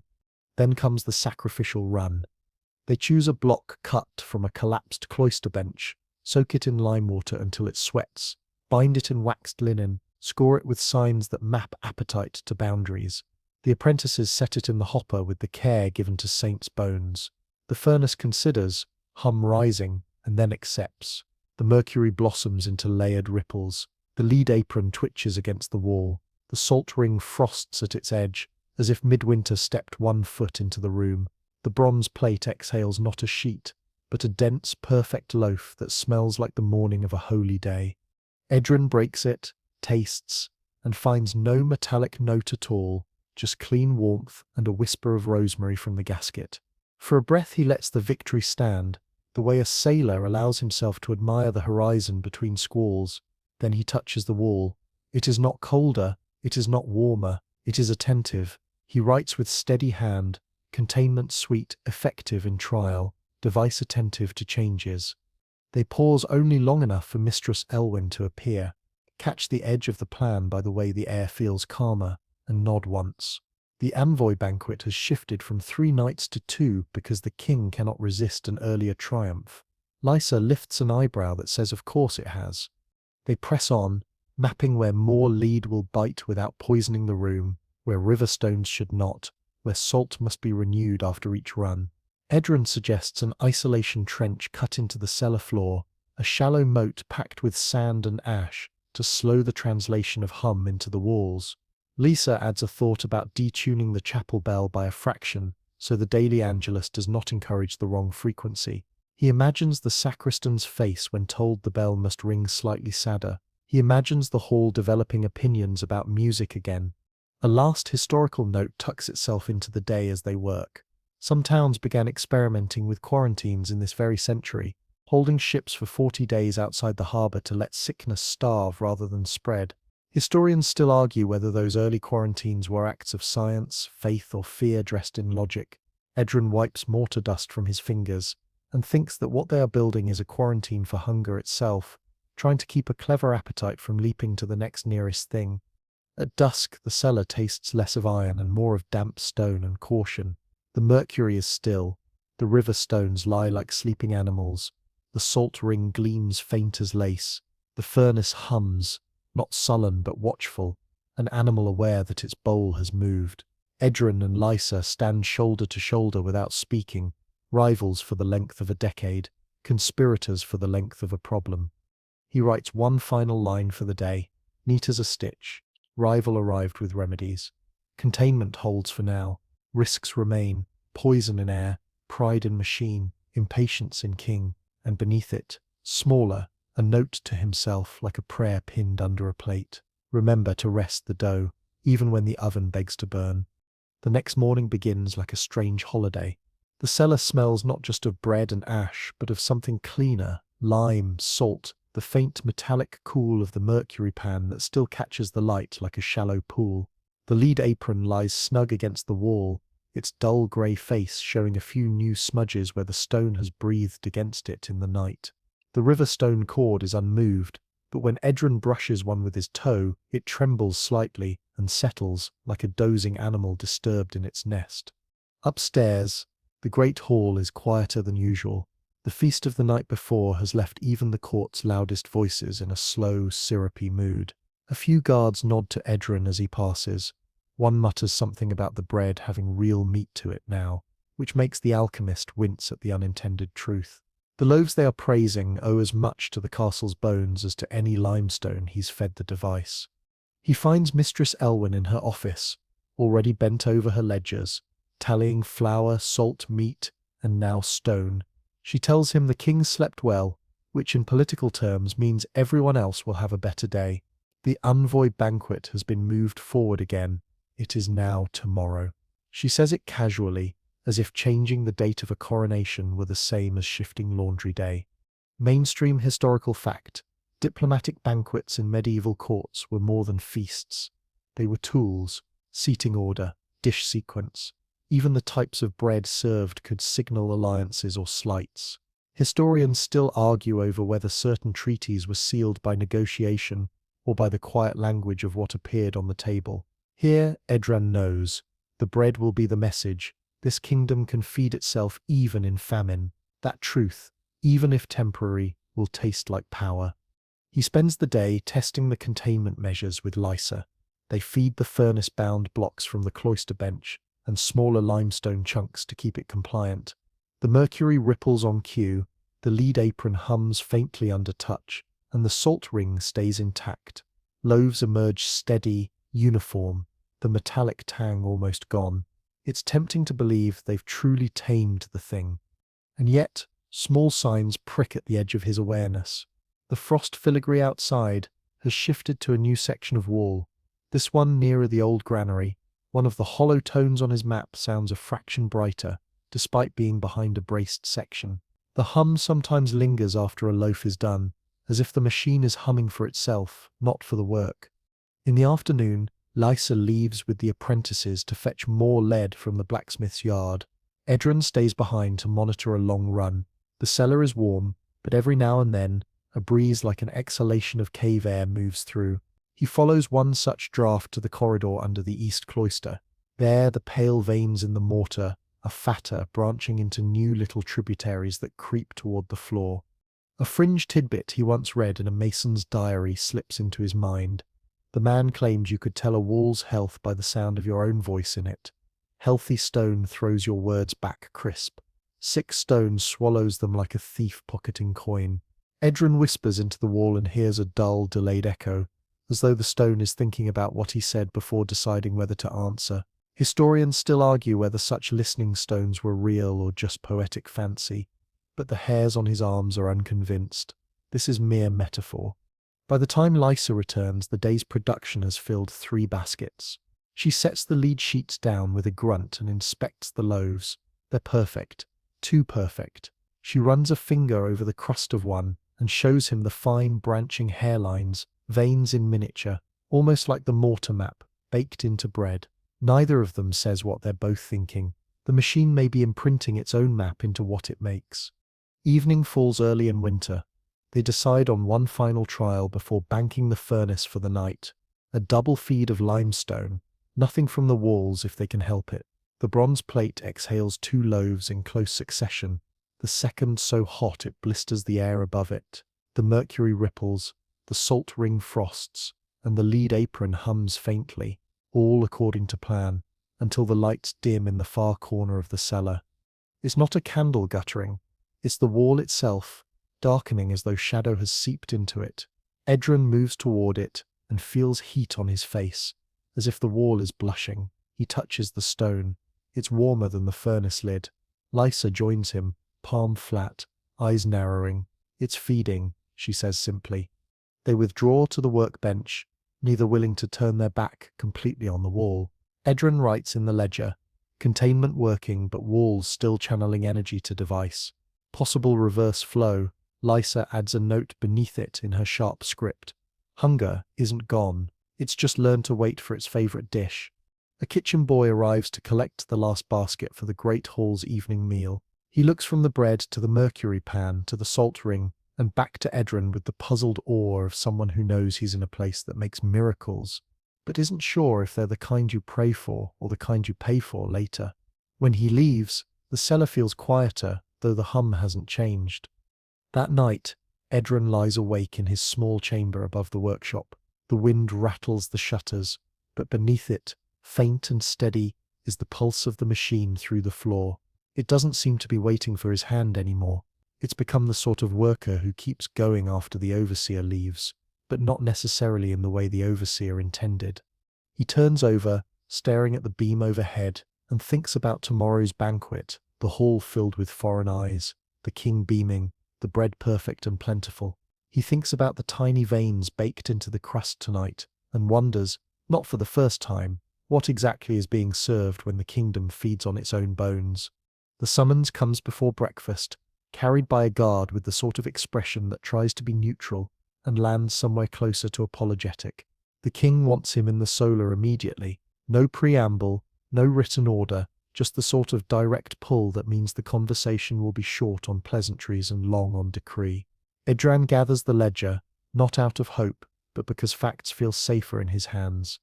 The solar is awash with pale winter light that makes the tapestries look brittle. The king is standing, which is never a good sign. Mistress Elwyn is present, her gaze fixed somewhere in the polite middle distance. On the table between them is one of the loaves from last night, sliced to show its perfect crumb. He knows the loaf even before the king gestures to it. It will be the centerpiece tomorrow, the king says. Not an announcement, an inevitability. The envoy banquet will not just have bread from stone, it will have this bread, this shape, this perfection. Edron nods, though he already feels the device's hum in the soles of his feet like a warning drum. Mainstream historical fact. Feasts for foreign envoys in medieval courts were often staged as deliberate theatre. Each dish told a story of abundance, skill, and control. Bread, the simplest food, became a declaration. We have not only enough to eat, but enough to share. Historians still argue whether these spectacles were diplomatic genius or dangerous overreach, promising plenty in times when the storehouses were thin. The king, predictably, does not ask how the bread is made. He does not want the ledger's lines about wall veins, hollow tones, or mortar dust. What he wants is volume. More loaves, more trays, a flow without interruption from the first toast to the final bow of the minstrels. Edron begins to speak about pacing, about the careful feeding that has kept the device from drawing too deeply on the castle itself. The king's expression doesn't change, but his eyes flick toward Mistress Elwyn. She inclines her head almost imperceptibly. She's already fought this argument for him, and lost. Back in the cellar, the machine seems to know he's come with orders. It will like, the hum is bright, almost anticipatory. The lead apron is warm to the touch. The salt ring still intact, the mercury pans are still, silver mirror. Lysa is already there, examining the newest loaves. She doesn't look up when she says, "He's going to push it, isn't he?" It isn't really a question. They spend the morning preparing for sustained output. Fresh-bound blocks are soaked in lime water, limestone chunks sorted for the hopper, extra salt measured for the containment ring. The apprentices clean the bronze plate until it gleams, and Lysa reknots the river stones in case the cord have loosened. It feels less like readying a tool and more like bracing for a siege. By midday, the first extended run begins. The furnace accepts feed after feed, the mercury shivering with each new loaf, the lead apron vibrating faintly against the wall. The bread is perfect, better than perfect. It smells of warm fields, of hearths and comfort, a smell so convincing it nearly drowns out the memory of frost veins outside the cloister. And yet the signs are there, if you know where to look. The draught across the floor grows warmer, as if the furnace is drawing heat from farther away. A hairline crack appears on the inner wall near the ash bin, curving in the same pattern as the veins on Edrin's map. When he touches it, the stone feels hollow just beyond the surface, like tapping a ripe gourd. A fringe tidbit slips into his mind from an old journeyman's tale. Certain cathedral bells, when rung too often in winter, could loosen the mortar in their towers, not because of the vibration alone, but because the repeated warming and cooling of the metal coaxed the stone to breathe in time. Historians still argue whether this was an actual hazard or a cautionary fable told to preserve bell ropes. Here, the device is both the bell and the cold wind, and the walls are breathing exactly in time with it. In the late afternoon, Mistress Elwyn visits with a stack of linen for wrapping the banquet loaves. She notices the new crack, runs her fingers over it, and says nothing, another quiet acknowledgement that the cost is real and growing. Instead, she asks how many loaves can be ready by tomorrow at noon. Edrin gives her the honest number, which is already more than he's comfortable with. She leaves without arguing, which is its own kind of consent. As evening falls, the final test batch finishes. Lysa lifts one loaf, turning it in her hands, and points to faint lines in the crust. Again, the same branching shapes as the wall veins. Edrin sets it down carefully, as if it might shatter. They agree to keep these particular loaves away from the high table. No one needs to see the castle's skeleton traced in bread. Before banking the furnace, Edrin walks the perimeter with his tapping hammer. The hollow tones are spreading faster now, even in braced sections. His red chalk circle around the path to the great hall's main support is thicker than ever. He writes in the ledger, "Structural compromise imminent if output continues beyond banquet. Device may be anticipating draw." He sleeps badly, waking more than once to the hum through the floorboards. It's steadier than his own heartbeat, and far more patient. At one point he wonders, though he doesn't dare write it down, if the machine knows exactly when the banquet begins and is simply waiting for its cue. The morning before the banquet is a haze of hammering, polishing, and the muffled thump of rugs being beaten in the courtyard. Edrin uses the chaos as cover to slip into the north undercroft, a part of the castle he's not supposed to access without a steward's key. The door's lock is old and stubborn, but the hinges have known better days, and one careful nudge from a mason's chisel is enough to convince them to cooperate. The chamber smells of dust and disuse, the kind of air that has been sitting quietly for generations. Thin light slants through a slit window high in the wall, revealing a scatter of objects under shrouds of web and cloth. He lifts one heavy canvas and finds a row of ancient benches, carved with the intertwined vine and crown motif of a dynasty long buried in the chronicles. Another shroud hides a collapsed lectern, the wood soft enough to crumble under his touch. Mainstream historical fact: many castles have sealed rooms or storage chambers abandoned when dynasties changed or floor plans shifted. Sometimes these were left untouched for centuries, either because of superstition or because new building made them inconvenient to access. Historians still argue whether such neglect preserved history or simply hid structural mistakes. He is halfway through the chamber when he notices the floor.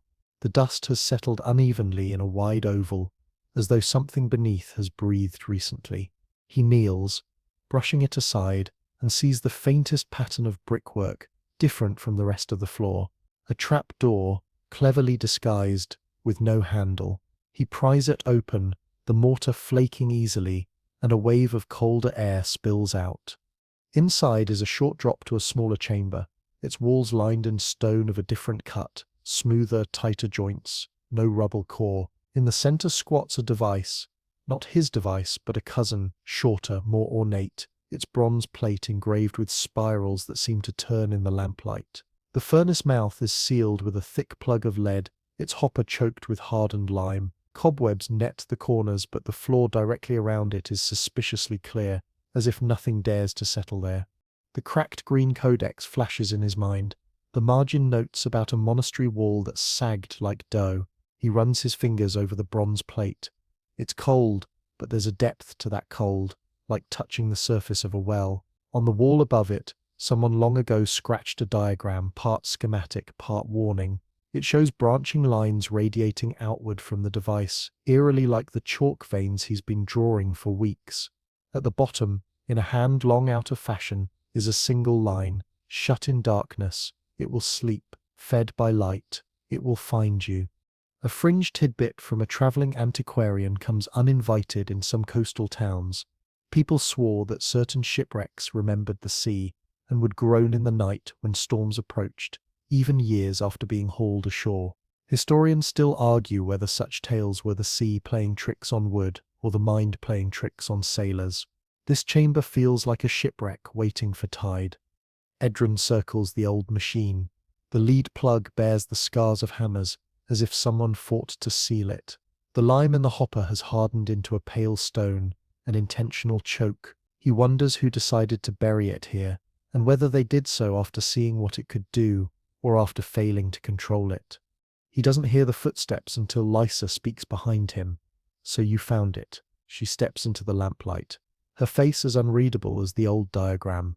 She explains in clipped phrases. She'd read hints of another transmuter in the archives, built generations ago, tested, and then sealed after it began hollowing the chapel walls. She didn't know where it was until she saw his chalk map match the old pattern.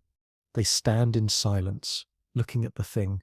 It's smaller, yes, but the air around it hums faintly, like the last note of a bell. Edran asks whether the hum is real or just in his head. Lysa doesn't answer. Instead, she kneels and studies the lead plug. "If this one woke now," she says softly, "it would drink from the same walls as yours."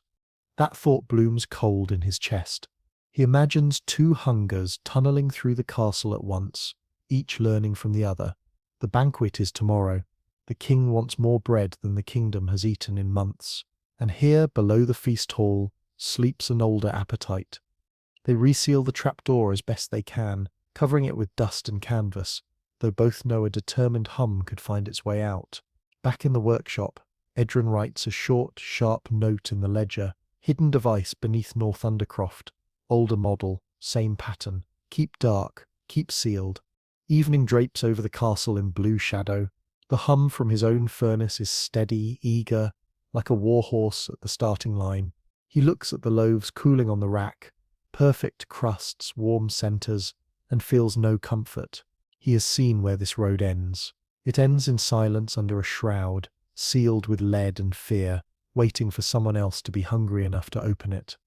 The morning of the banquet dawns sharp and bright, the kind of winter light that polishes every edge and makes even the most innocent frost look like it's hiding a blade. Edron wakes early, but not before the furnace. The hum has been running under his dreams all night, blending into them so seamlessly that he isn't sure which images were his own and which were planted there by the steady vibration beneath the floor. He dresses quickly, ledger tucked under his arm, and descends into the cellar. The containment measures are intact, lead apron snug, salt ring unbroken, mercury pan still smooth as glass, but the temperature in the room is wrong. The air is too warm for dawn, and the warmth isn't coming from the bronze plate, it's coming from the walls. He rests his hand against the stone, and it feels like the pulse under a bandaged wound, heat moving in slow, deliberate beats. Lysa arrives a few minutes later, jaw tight, hands already chalked from a morning inspection elsewhere. She doesn't bother with greetings. The frost's gone from the granary wall, she says. Not melted, gone. Stones dry as bread crust. The look they exchange is not relief. Mainstream historical fact. Medieval granaries were designed with thick stone walls to keep grain cool and dry, slowing rot and discouraging vermin. Losing that stable temperature would have been a disaster in any century. Historians still argue whether the few recorded collapses of granaries were due to poor construction or hidden sabotage. Here, Edron suspects it's neither. The granary's stones have been feeding the furnace through unseen channels. They start the day's first run with limestone only. Every block soaked and bound, every feed measured. The loaves emerge on time, the crumb perfect, the hum a little louder than necessary. The mercury pans shivers with each new loaf. The lead apron faintly rattles against the wall. When Lysa checks the salt ring, her hand comes back damp. It's sweating, she says quietly. He adds the observation to the ledger in quick strokes. By mid-morning, Mistress Elwyn arrives to collect the first baskets. She stands long enough to watch 3 loaves appear in steady rhythm. The king says foreign eyes will count every tray, she warns, and he means for them to count high. Edron doesn't promise anything. He's learned promises are just invitations for the king to ask for more. When she leaves, Lysa suggests they run a test loaf without any feed, just to see if the furnace will try to pull from the walls outright. Edron hesitates, then agrees. They bind the hoppers shut and stand back. The hum doesn't falter. Within minutes, the bronze plate extrudes a loaf, dense, hot, and smelling faintly of iron and dust. The walls are providing more than heat now. They're offering substance. A fringe tidbit from a travelling monk's story flickers in his mind. He'd once described an abbey organ that could still play without bellows if the wind outside was strong enough and aimed at the right cracks. Historians still argue whether that was possible or just the monk's embroidery of a long winter night's memory. Here, the idea doesn't seem far-fetched. The castle itself has become the bellows. Edron breaks the test loaf open. The crumb is wrong, too uniform, like it's been pressed rather than risen. He takes a cautious bite and spits it out, bitter, metallic, and dry enough to rasp his tongue. Lysa wraps the remains in linen and sets it aside, face unreadable. "We don't serve that," she says. As the day presses on, the hollow tones in the wall grow sharper. Edron walks the perimeter with his tapping hammer between runs, marking new bright spots on the map. A fresh vein has begun to creep toward the base of the main hearth in the great hall. If it reaches there, the draw could be catastrophic. They take turns tending the furnace and patrolling the vulnerable walls. Each time he returns to the bronze plate, Edron feels the hum climb through his bones, as if the machine is greeting him personally. During one run, he thinks he hears the faintest echo of a voice inside the hum, not words, just the cadence of something speaking to itself. He doesn't write that in the ledger, not yet. Evening approaches with the racks full, and the air thick with the smell of fresh bread. The banquet is tomorrow, and the production quota is met. They bank the furnace carefully, triple-checking the salt ring and the bindings on the hoppers. As they're cleaning up, Lysa pauses mid-step, tilting her head. "Do you hear that?" It's not the hum, it's a second sound, higher, thinner, coming from somewhere beyond the cellar. They follow it into the east corridor, past the chalk-veined walls, until they reach the base of a narrow stair. The sound is coming from above, a faint rhythmic tapping, almost like the hammer Edron uses, but slower, more deliberate. They climb halfway before it stops. The stones underfoot are warm. Edron's mouth goes dry. Whatever's making that sound knows they're coming, or knows they're listening. They retreat without speaking, the quite heavier than any conversation could be. Back in the workshop, he adds one more line to the ledger. Secondary sound detected in east stairwell. Possible extension of hum. Unknown intent. That night, he dreams of the sealed device in the undercroft. In the dream, the lead plug is gone, the lime dust scattered, and both machines are humming in harmony. The sound is so perfect that the castle itself seems to lean in to hear it better. Night lays its careful weight across the castle, and the castle answers with tiny sounds that only people who have learned to fear small noises can truly hear. Edron walks the last circuit with his tapping hammer and his ledger, checking the red chalk circles, the braced frames, the places where the mortar has begun to learn the bad habit of powdering at a sigh. The furnace is banked, the salt ring refreshed, the river stones stroked like loyal hounds, so they will remember to swallow the tune. Lysa has gone to bully the carpenters into leaving their wagons loaded and ready for a dawn call. Mistress Elwen has promised a night of quiet kitchens, so the flues do not meddle with the cellar's breath. The list of precautions could be a lullaby, if lullabies were written by anxious engineers. He lies down fully clothed, ledger near his hand, and the hum follows him into that thin country between waking and sleep. He dreams he is back in the Undercroft, that the lead plug in the older device is a lid on a boiling pot, that the metal is beginning to dome. In the dream he presses his palm to it, feels the smoothness of worked lead, and senses the faintest throb against his skin, patient and pleased. He wakes with the taste of dust in his mouth and a certainty that is not reasoned but still refuses to be dismissed. Something is climbing. The first sign arrives as a smell, a change subtle enough to miss if one were not waiting for it. Warm lime, not hot, not scorched, but as if a wall had been sunning itself indoors. He sits up, swings his legs to the floor, and the floor answers with a long, low creak that reminds him absurdly of the singing beams in the great hall, that party trick of wood holding the memory of songs. He thinks of that travelling piper and his inexplicable talent for converting mistakes into flourish, and he wishes for a mistake that would tidy itself now. No flourish arrives.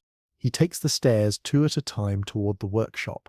The furnace lid glows with the faintest ring of heat at its edge, the way a sleeping animal's breath lifts a blanket. The hoppers are bound shut, the counterweight still, yet the mercury wears a pattern like a leaf pressed into it, a rosette that forms and smooths, as if a finger keeps circling the pool from below. He checks the salt ring. The crystals have caked into tiny ridges that lean inward, a white dune field drifting toward the bronze plate. He touches the lead apron and finds it warm. He scribbles a line he hates writing, even as he writes it. Apparatus drawing without feed again, containment resisting, not preventing. He is still bent over the page when a noise arrives that does not belong to the cellar, nor to the polite vocabulary of stone. It is a deep pop from far above, followed by a sigh that passes through the wood grain of the ceiling like a slow wind in thick reeds. Up the stairs, down the corridor under the east cloister, around the corner where the pale veins in the mortar have plumped themselves like overwatered roots, and then a halt because the corridor ahead wears a new shape. The floor has settled in a gentle bowl, as if the stones have decided they were dough after all. A fine rim of dust catches lamplight around the hollow. The curve is subtle at first glance, an architect's draft of a curve, but the joints between the flagstones have opened like lips parting. He kneels at the rim and taps. The answer is too bright, the way a drum tightens before a parade. He feels the impulse to call for wedges and timbers and men with shoulders like door lintels, and then he feels the second impulse to tell everyone to stay away. He steps back. Behind him, the corridor breathes. The sinking is not sudden, not the drama of collapse he has feared. It is the quiet obedience of material remembering an older instruction. Stone prefers dust, dust prefers mud, mud prefers brick, brick prefers shelter, shelter prefers company. The scribe in the green codex warned that preferences are invitations. He has sent too many invitations. Above, a rattle of crockery tells him the kitchens have heard something too. He sends a runner up the service stair with a message to Elwyn that tastes like iron in his mouth. Keep feet out of the east cloister. Bring shawls to the north Undercroft if you want the hall at dawn. He does not add that he fears the old device's plug will be asked to carry a weight it was never promised. Mainstream historical fact intrudes unkindly as he waits. In cathedrals, masons once laid timber centering under arches to carry stones until the keystone was set. Remove the timber too early, and the stones would forget how to be an arch. Historians still argue whether certain recorded collapses were the fault of haste, bad mortar, or unlucky weather on the day the scaffolds came down. Here the fault belongs to a different haste, to a king's schedule and an alchemist's success. The bowl deepens. Fine grit slides into it with a sound like sugar poured into a quiet room. Lysa arrives at a run with two carpenters, their breaths pluming, their arms full of wedges and beams.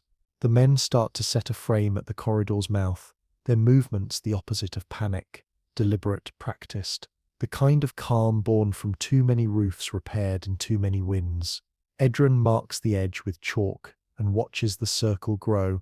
There is a moment when he thinks it will stop, that the breath has been fully exhaled and the lungs will hold the rest. The floor disagrees. It goes not with a roar but with a heavy cough that takes the middle down. Stones tilt inward like books falling into an empty shelf.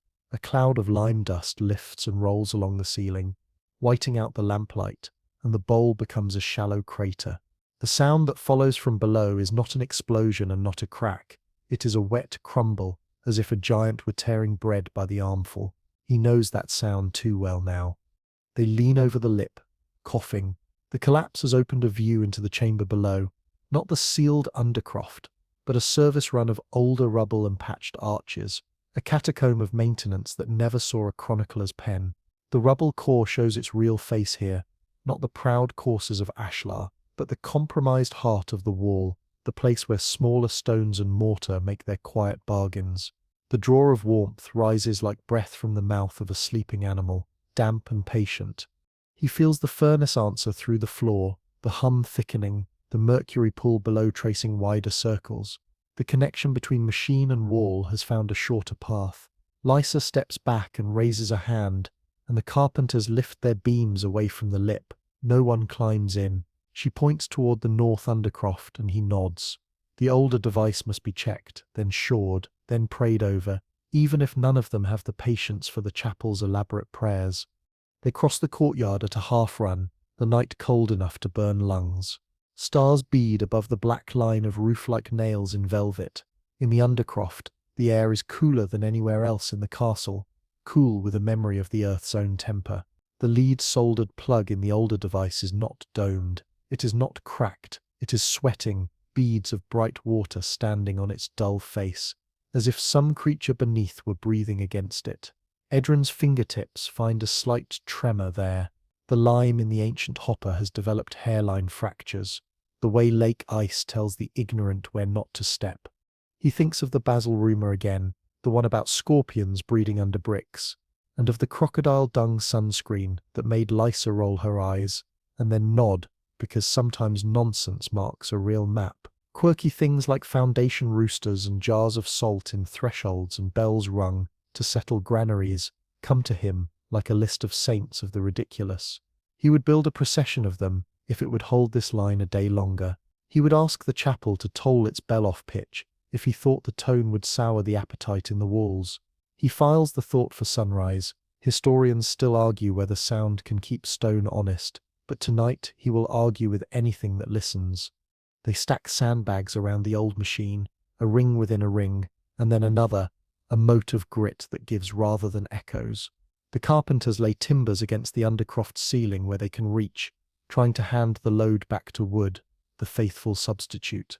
Edron pours a ribbon of salt around the older plate and watches it take on a damp sheen as if sweat itself likes seasoning. He hates that he is mixing engineering with folk remedy, and also loves that he has every tool he can grab. From above, the castle tries out a new noise, a long, slow settle that moves north to south like a giant shifting position on a hard mattress. Mistress Elwyn appears, dust on her sleeves, a band of linen around one hand, and says with her eyebrows that there were plates smashed and a minor panic, and that the panic has been turned into the kind of useful bustle that looks like confidence. She and Lysa trade 3 gestures that mean the same thing in different languages. Wait, brace, lie well. The floor in the east corridor does not fall farther. Not tonight. The crater sits like a pause in a sentence the castle has not finished composing. Edron stands on the rim and lets the minutes lengthen around him. The night is no longer truly dark. There is a greyness in the air that belongs to mortar dust and the imagination's refusal to breathe shallow. He touches the chalk line where the floor moved and finds his fingers come away white. He tastes the dust, ridiculous habit of a boy who used to taste everything in the marketplace, and it is bitter and old and faintly sweet, the sweet of lime that has not yet finished growing hard.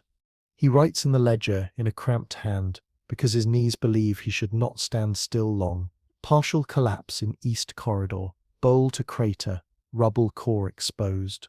Old device sweating but sealed, containment redistributed, shoring in place. He adds one last line he does not like seeing in ink. Banquet cannot be postponed without risk of worse panic. Proceed with ceremony under reduced structural confidence.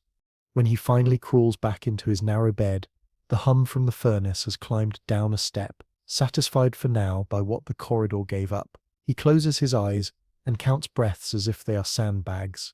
He thinks of the dog by the hearth rating the hall. He gives the night 2 stars and a grudging note, would not repeat.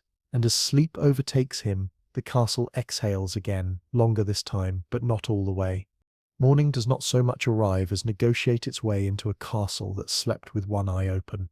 The crater in the east corridor sits quiet as a scab that has decided not to bleed today. Shoring timbers hold their breath. The furnace in the cellar hums at a lower register, sated enough to pretend obedience. People move with a new kind of politeness, the sort that avoids walking too near walls as if the stone might eavesdrop on ankles. And because a day cannot pass without a performance, the king calls for counsel. They meet in the lesser chamber off the solar, a room with tapestries that are more threadbare and therefore more honest. Nobles collect along one side like a flock of glossy crows, black wool and silver clasps, rings that clink faintly when their owners fold hands. The clergy form a neat wedge near the hearth, faces carefully neutral, robes smelling of candle smoke and lavender storage chests. Mistress Elwyn stands at the back with her ledger, jaw set, while the mason leans against a column as if testing it for loyalty. Lisa takes a place beside Edrin, setting down a burlap sack that clinks with river stones, as if she brought an argument you can hold. The king opens with success. Bread won the hall last night, he says without needing to say it. Bread will win the envoy today. Bread will quiet the city tomorrow. Even the floor seems to listen, though Edrin notices a thread of chill at his ankles that says the listening is mutual. Then the king allows for concerns. This is the theatre of balance, a ruler demonstrating that he is pleased to be advised so long as the advice knows where to sit. Elwyn goes first. She speaks like a steward inventories a pantry, measured and unadorned. Supply from the furnace is stable with the new bindings. Output meets the banquet's needs. Structural signs are mixed. She lists them without embroidery. The breathing under the north hall, the frost that sketches maps and then vanishes, the bowl that became a crater. The cost is not a metaphor anymore. The mason follows, and his words carry grit. Mortar is turning to powder along certain veins. Braces help, but the stone is learning new habits, faster than the carpenters can teach old ones. He says the phrase listening stone without apology. A wall, he explains for those who prefer metaphors, is a choir. Remove enough voices, and the hymn becomes a cough. A bishop clears his throat. He does not forbid, but he warns, and in warning he blesses the debate with that mixture of caution and self-preservation churchmen, perfected when storms approached. He notes that food for the hungry wipes out a multitude of sins. He notes that compulsion of nature's order cannot be the habit of a just realm. He proposes a pause after the envoy banquet for prayer and review, a shape that looks vaguely like compromise. Mainstream historical fact sets its chair at the table. In many towns, the assize of bread and ale, fixed price and weight, inspectors broke loaves to test fairness, and bakers who shaved quality risked pillories and fines. Bread was policy long before it was comfort. Historians still argue whether such regulation prevented riots or merely postponed them. Here, the device has made policy literal. The kingdom now lives by a machine's rhythm, not a miller. A hawk-nosed lord argues for expansion. If the device can feed the city, he says, it can feed the province, perhaps even buy allies beyond the passes. Loaves travel better than promises. He does not say what Edrin hears beneath it. Bread can be a bribe with crumbs left over for the record keepers. Another lord, softer around the middle and the conscience, worries aloud that a castle that eats itself to feed others may fail to shelter those who live under its banners. He does not wish to be a generous ghost. The room divides along a line as old as politics. Present gain against future safety. A scholar canon in the clergy cohort offers a gloss that sounds like mercy dressed in rhetoric. Miracles, he says, are safest when fenced. He proposes ritual hours of operation tied to the liturgical day. Vespers quiet. Lauds begin. Edron thinks of the furnace hum, answering bells, and swallows down the sour taste. Lysa speaks last among those who do not own a title. She lays river stones on the table as she talks, small weights to pin attention. The containment suite is working, she says, and the words are as close to triumph as she will allow herself. Lead aprons damp the pull, salt rings confuse the draught, mercury steals the song, but the machine learns, it adapts. It reads the building like a book it already knows and is now skimming for favorite passages. It can be held, governed, even bargained with for a time, not indefinitely. She does not say the rest, so Edron does. He describes the hidden device beneath the undercroft, the older cousin with a lead plug sweating like a fevered brow. He speaks of the diagram scratched in that room, the warning to keep it dark. He does not request permission to reseal a thing that is already sealed. He asks only for the council to know the pattern is older than their courage. A low ripple passes through the nobles at the admission that power once tried this road and then buried it. The bishop presses 2 fingers to his eyelids as if conferring with a saint whose patience has limits. Quirky tidbit orbits the debate like a mischievous comet. A veteran at the back mentions the old ordeal of morsel whispered about in the northern marches, the belief that a liar could not swallow a consecrated crumb without choking. He says the castle seems to choke on certain lies now. When the court insists the walls are fine, the walls answer with a tick you can feel in your teeth. Historians still argue whether Corzend ever existed beyond a few colourful trials, but the image of a truth-tested crumb hangs in the chamber longer than anyone expects. The king listens long enough to satisfy his own sense of patience, which is to say just barely long enough to pretend. Then he sets the terms with the serenity of a man, convinced that tides respect heralds. The banquet will proceed with abundance. The device will run through the day with no interruptions. After the envoy departs, a pause will be considered, contingent on civic calm and successful distribution. He invites the clergy to bless the furnace. He invites the mason to brace the north undercroft further. He invites Mistress Elwyn to schedule with ruthless grace. Edron hears the sequence within the velvet: feast first, mercy later. In the corridor afterward, the court breaks into little weather systems. Some blow hot gratitude at Lysa and Edron for averting collapse last night. Others gust with complaints that the hall looked dusty at dawn, and the guests might notice. A pair of young knights speculate cheerfully about shipping loaves to the border forts, because generosity looks good on a map. A chamberlain takes Edron aside and inquires, with the tone used for tax grain, how many trays can be spared for the guilds if the king's allies are to be impressed.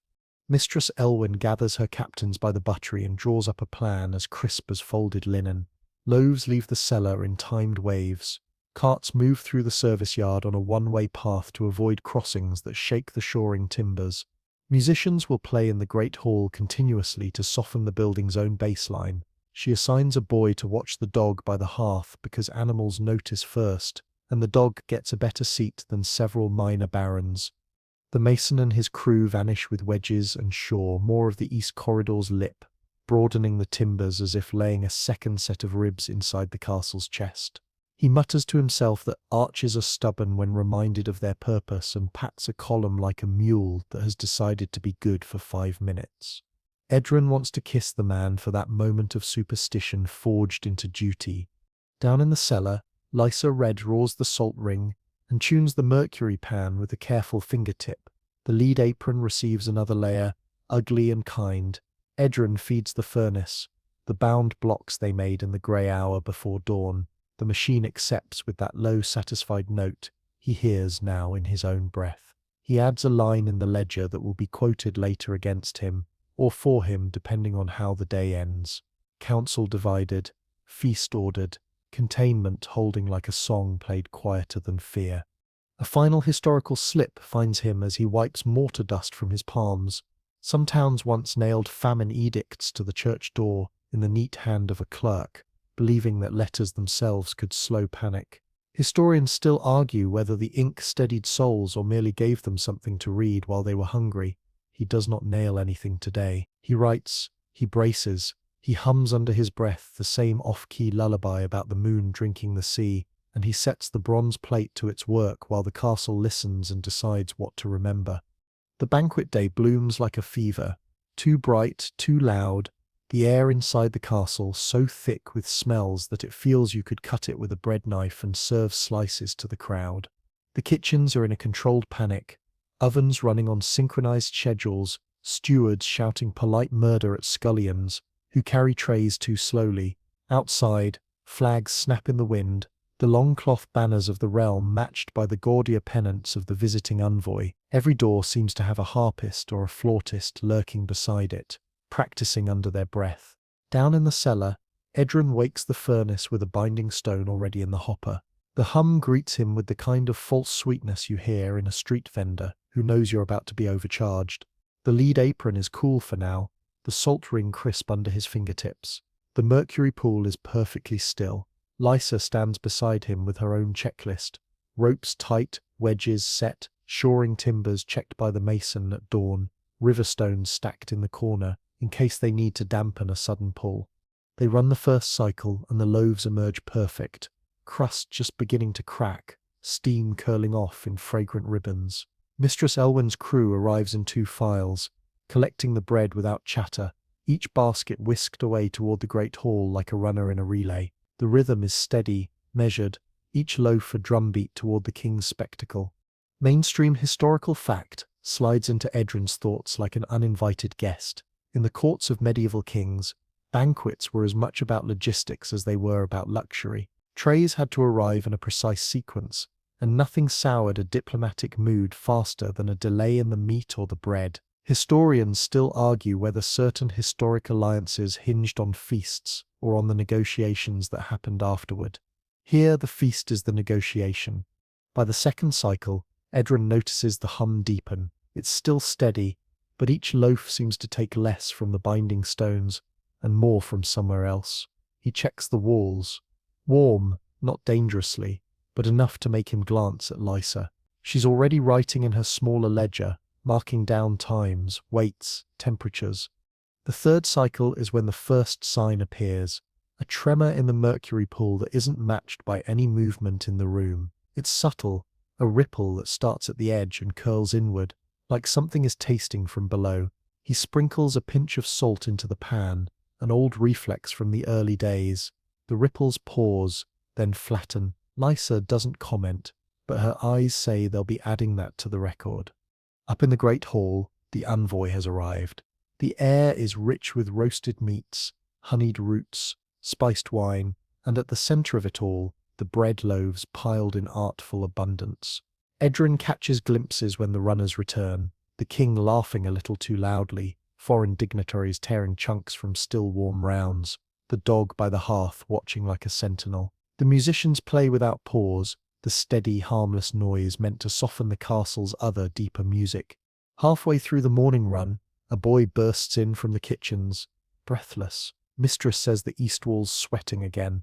Lysa wipes her hands and follows him without a word. Edron stays with the furnace, keeping the rhythm. When she returns, her sleeves are damp halfway to the elbow. The stones are warm as bath water, she says, voice low, but it's holding. Fringe tidbit.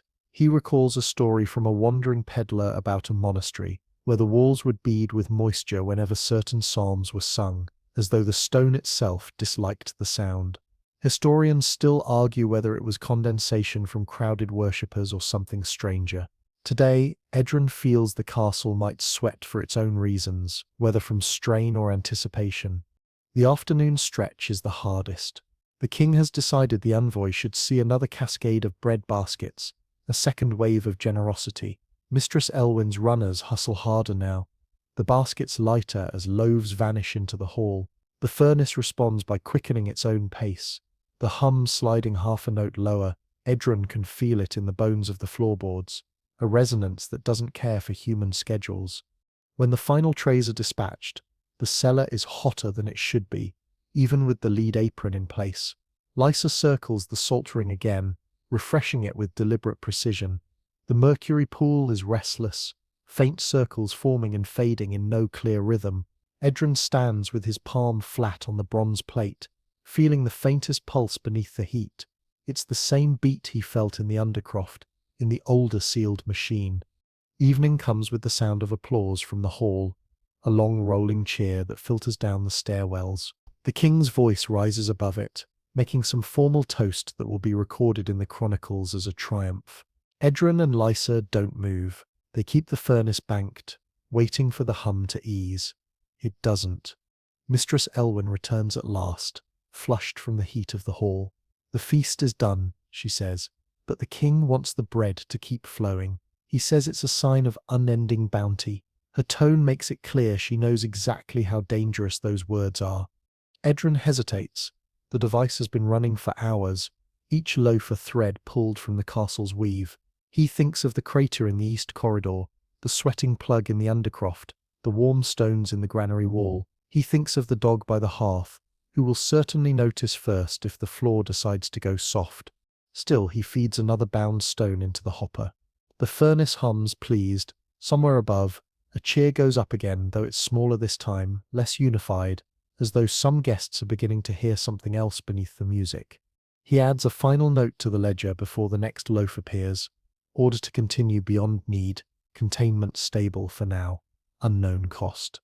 Night gets long legs after a feast, striding past midnight with those exaggerated steps only exhausted buildings can hear. Down in the cellar, the air has that cooled iron taste of work recently done and not entirely finished with itself. Edrin sits on a stool with the ledger open on his knee, a stub of candle finding more wax than flame, and the furnace humming in that too familiar key. The mercury pan has calmed to a mirror, the lead apron lies quiet against the wall, and the salt ring throws back the lamplight like a pale road.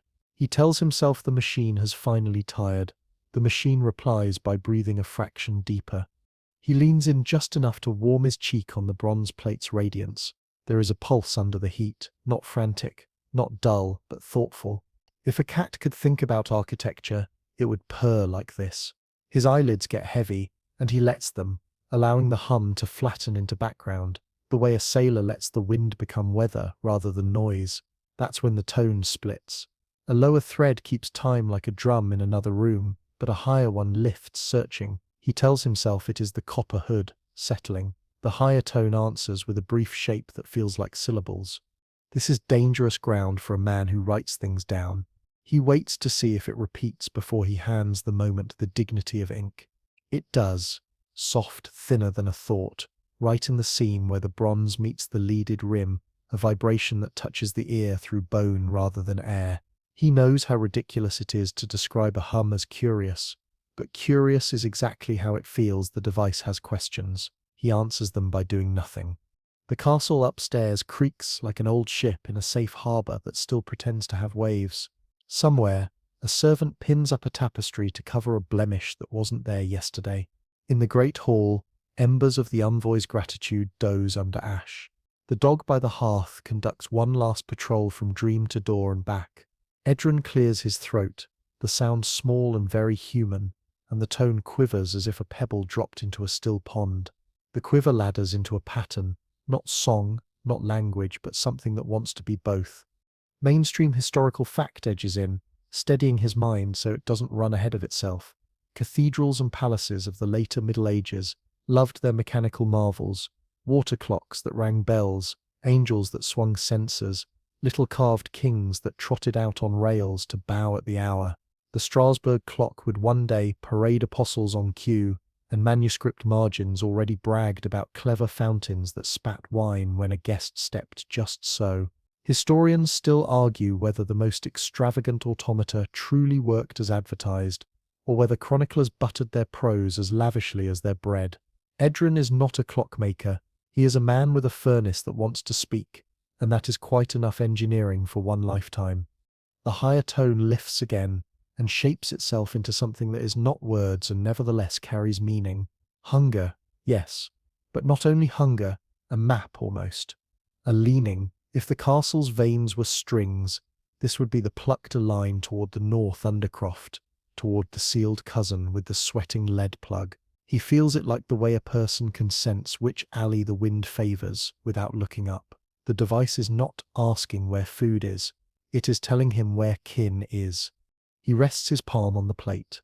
The heat thrums through his bones. Quirky tidbit jostles his attention with impolite timing. There were roadside shrines, he once read, where a hollow idol spoke when a priest pulled a hidden chord, a bit of theatre sold to pilgrims as divinity. There were also rumours of statues that whispered even when nobody tugged. Historians still argue whether that was trick air, ventriloquism, or the perfectly ordinary way sound finds trouble in stone. Edron does not believe in statues with opinions, but he accepts that buildings carry voices if you invite them to.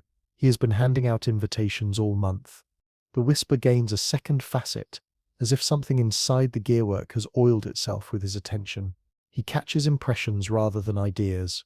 Relief when the bound limestone feeds, dislike when the hopper is empty and the wall must give, an alertness when the lead apron warms, a soft contentment at the salt ring's edge, the way a dog enjoys a fence. It respects. Then the thin tone leans again toward the undercroft. The feeling is not simple longing, it is triangulation. It knows the other machine by the pattern of the walls between them and wants the duet. He allows the sarcasm he usually saves for himself to bubble up, gentle and sleepy and unshared. Of course it wants a duet. The hall loves harmony, the beams keep songs, and even Lysa's river stones hum at the edge of their patience. Why shouldn't a device born of persuasion crave a second voice to tune against? In the ledger, he writes with meticulous slowness because haste will make this silly, a new register within hum, higher, intermittent, responsive to proximity and silence. Pattern suggests attention, not mere vibration. Apparent orientation toward undercroft device. No verbal language detected. Effect, anticipatory when fed properly, resistant when walls must yield, calmed by lead and salt. He stops, listens, then adds, it likes being understood. He tests with the lightest interventions. A fingertip to the lead apron, a soft tap to the mercury rim, a small breath across the salt. The tone answers. The lead touch muffles it into a purr. The mercury tap throws a brief tremble that it follows. Little ripples picking up little inquiries. The breath over salt brings a pause he can feel in his teeth. Then a continuation, as if the machine considered holding its breath and decided there was no profit in dramatics. He grins despite himself. Yes, he is coaxing. Yes, he is being coaxed. Lysa's steps appear in the corridor, steady, unhurried. She stops in the doorway, reads his posture the way one reads weather from a window, and sets her bag down so the clasp makes no sound. Her presence changes the tone. There is the smallest flare, the way a flame pulls taller when someone opens a door. He nods toward the plate, and she stations herself opposite him, palms quietly warming over the bronze like a winter devotion. No one speaks because speaking would be like clapping in a library. They listen together, and the higher thread organizes itself into something that lives right at the edge of language. He thinks he hears the shape of the North Hall's arch in it, the way a mason can hear an archer's line with a closed eye. She thinks she hears the well under the old granary being counted, a slow drip turned into arithmetic. Historians still argue whether people in this century thought of buildings as living bodies or spoke of them that way because it made maintenance more poetic. In either case, the device is borrowing the metaphor and making it walk around on its own. The question arrives like pressure against the plate rather than sound. If he had to put it into words, he would not dare, and yet his mind supplies them anyway. Where is the other? He lets his breath out slowly. He thinks of the sweating lead plug. He thinks of the diagram scratched by someone whose hand learned the shape of warning so well it can still trace it in the dark. He thinks of the basil scorpions and the crocodile dung sunscreen and the singing beams and coarsened crumbs, all the cheerful nonsense that keeps courage standing upright when the world gets literal. He gives the only answer he can, that is not an error.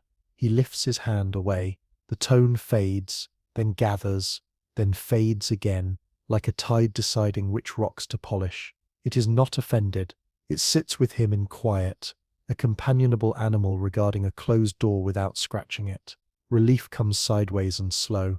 The device has learned the shape of no. For tonight, that will do. He and Lysa move through the checklist with the gravity of bedside care. Lead apron, warm but not greedy. Mercury, still enough to see the line of his own face bent, like a question. Salt crusted at the inner lip, a lace of tiny spires that will need renewing at dawn. He walks the wall and taps it in 4 places, listens for the bright hollows.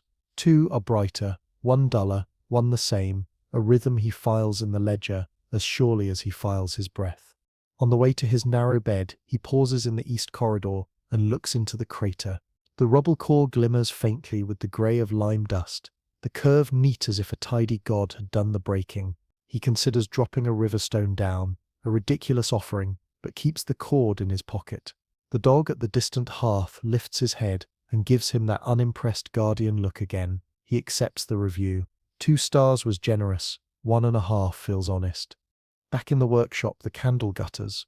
He writes a final line, crossing no T and dotting no I, until it feels like truth rather than theory. Machines whisper, learn to question. I decline to teach it the answer. Walls calmer afterward. Sleep, lightly. The tone settles into 1 note. Long, low, not menacing so much as steady. The way a mill will keep turning through the night if there is water and work to be done. He lies down, the ledger under his forearm, and lets his breathing match it. Above him the castle listens too. For once nobody rushes to fill the silence. The castle wakes with the particular quiet of a place that knows its luck has a calendar. Snowless winter glare presses against the arrow slits. Somewhere a scullion coughs into a sleeve and tries to make it sound like tidy work rather than fear. Edrin stands in the cellar with Lysa and the mason chalk in hand and draws the first curve on the floor. It is not a circle, it is a spiral, a line that begins wide by the wall and winds inward toward the bronze plate, like a path meant to tire a thought before it reaches the middle. He has sketched spirals in margins since he was a boy. Today the shape is a plan, not a habit.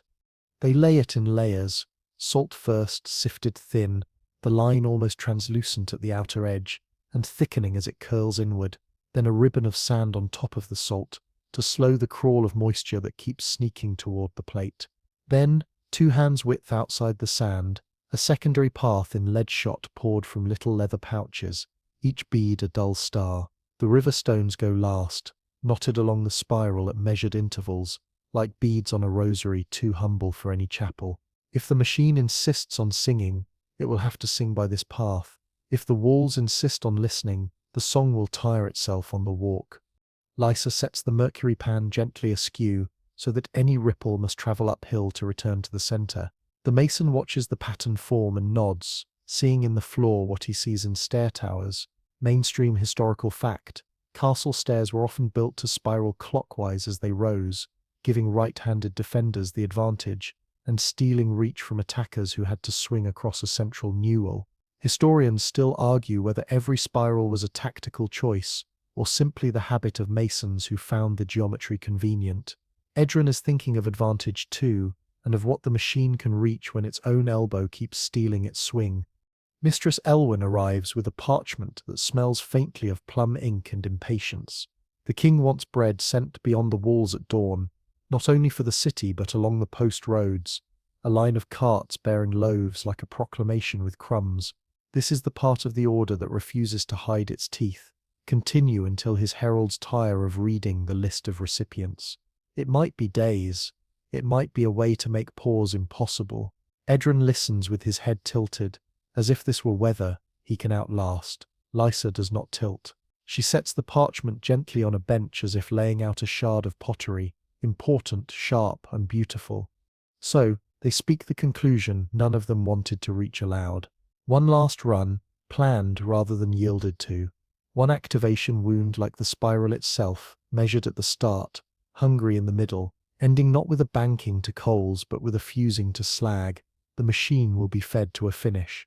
The lead apron will be heated beyond comfort, and then beyond use, the mercury pan tilted to carry the last tremor into the ash pit. The salt line thickened until it cakes to a wall the hum cannot cross. It will not be sleep, it will be an ending. The mason proposes a sacrifice that sounds like mercy to stone. The east corridor crater will be widened in a controlled bite, and packed with rubble and green timber, a deadfall designed to eat the last drawer, if the machine lunges for the wall's veins when it feels itself dying. It is ugly work, The kind of thing you do when you know a building can behave like a body, and bodies run toward light even when light is a mistake. Edrin marks the plan on his chalk map with a spiral arrow and writes in his ledger with hands that do not shake. Final activation at moonrise, termination by fusion and collapse into East Deadfall. Quirky tidbit arrives right on time, because the mind insists on ornaments even at the gallows. Years ago, he saw a cathedral floor with a labyrinth in black and white stone, a flat pilgrimage for feet that could not afford the real road. Some swore walking it cured headaches, others swore it taught patience to political men who had none. Historians still argue whether those labyrinths were meditative toys, processional maps, or a mason's joke no patron caught. He sketches a tiny labyrinth at the corner of the ledger page and tells himself that if a spiral can teach anything, it can teach a machine to tire itself in the safe places first. They take shifts through the day to tamp fear into useful shapes. Lysa recalibrates the bindings on the hopper stones and mixes a paste of lime and ash to smear along the lead seams, a skin to keep the heat in the right argument. The mason and his crews shore the undercroft again and seed the East Deadfall pit with wedges that will split at a touch.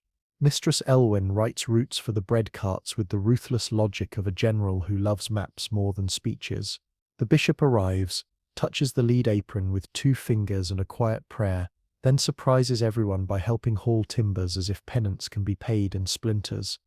Edrin visits the Great Hall at noon, not to admire flags, but to memorize where people hesitate at the floor.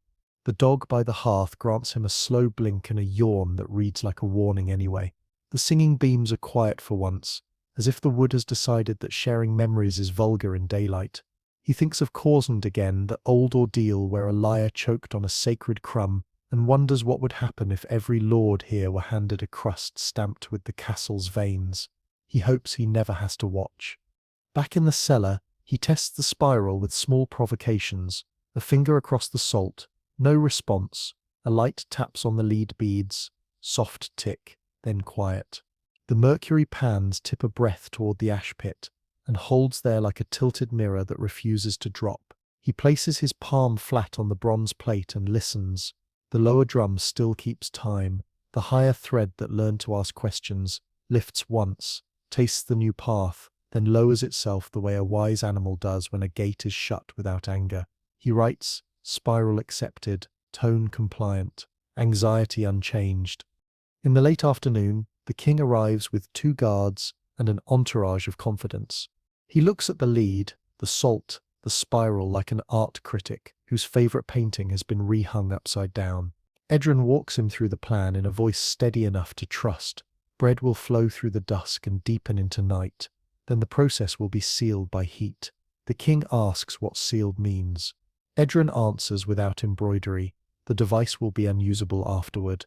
A small country of silences opens between soldier and officer, between ruler and ruled. The king nods once, almost polite. He says a thing that is true, and therefore unacceptable, then make the last hours generous. They choose moonrise because superstition and math are sometimes cousins. The walls are quieter then, the castle's heat at its most even, the city's feet mostly at rest. The bishop rings the chapel bell a fraction off from its usual pitch, a petty sabotage that makes the sacristan hiss through his teeth, and perhaps that detuned note will keep the hum from finding a fat resonance at the wrong moment. The musicians are told to play in the hall until their fingers complain, not because anyone needs more songs, but because soft noise worn like a cloak helps people ignore the other song their teeth can hear. Hour by hour, they close the arcs that will be hard to reopen.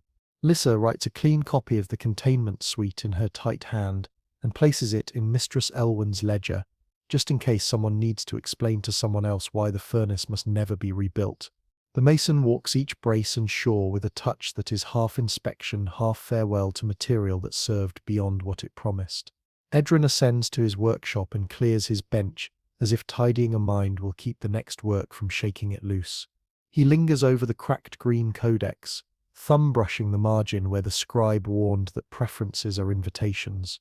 He closes the cover and ties it with cord. No more invitations. As dusk sinks into the courtyard, the spiral underfoot looks like a galaxy drawn small enough to step into. Mercury waits, moonlight already thinking about it. The lead apron hums without sound. The river stones crouch like patient animals. The salt has grown a fine crust along the inner turns, a fragile wall that refuses to look fragile. Edrin rests his hand on the bronze plate one last time before the work, not to ask permission and not to apologize, but to acknowledge the strange companionship of the past weeks. The higher tone lifts and presses against his palm with a pressure like an unasked question, then withdraws. He takes that as assent or as courtesy. Either will do. He writes the final preparatory line in the ledger, with the slow neatness he reserves for recipes he intends to survive him. Spiral containment set. Deadfall primed. Lead and quicksilver ready. Bell detuned. Cart scheduled. Final activation at moonrise. Irreversible by design. He dots the I, and only then admits to himself that his handwriting looks like a man trying not to say goodbye. Above, the great hall trims its candles to a smaller, kinder glow. The dog settles. The bishop sits with the choir boys and teaches them a round to keep them from listening too closely to the floor. In the courtyard, the envoy's pennants have been furled. Only the realm's banners hang, less brag than identification in the cold. In the kitchen, Mistress Elwyn dismisses her weary crew in half shifts and locks away the spices, as if normal rituals will stitch a little more normal into the night. Lisa stands beside Edrin, the mason opposite, the three of them making a triangle of hands and breath around a circle that intends to become a period. When the moon clears the chimney line, he nods. The spiral waits, and the last sentence of the kingdom's experiment takes in its breath. The moonlight slides in like it knows the way, silvering the spiral's salt ridges and catching on the mercury so that the whole pan looks like a second colder moon set in the floor. The cellar smells faintly of riverstone dust, hot lead, and that deep yeast scent that no bakery ever truly loses.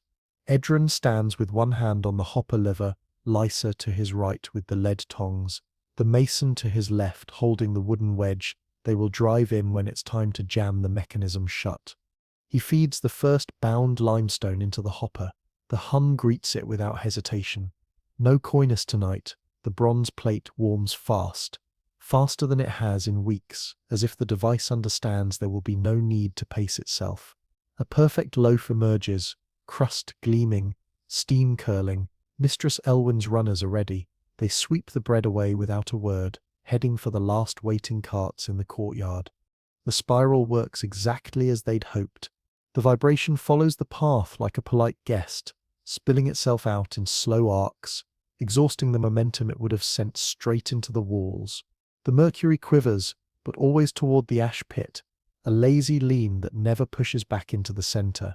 The lead beads glow faintly at the curve's heart, holding their heat.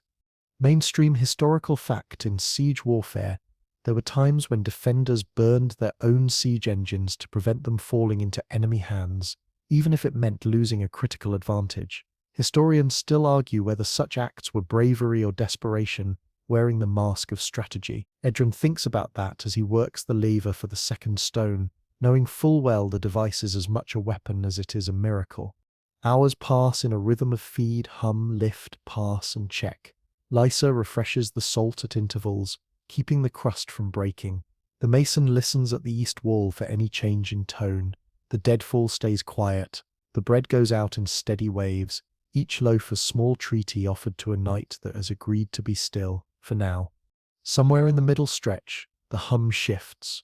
It doesn't grow louder, but it grows fuller, as though the higher note that used to ask questions has joined the lower in a single rich chord.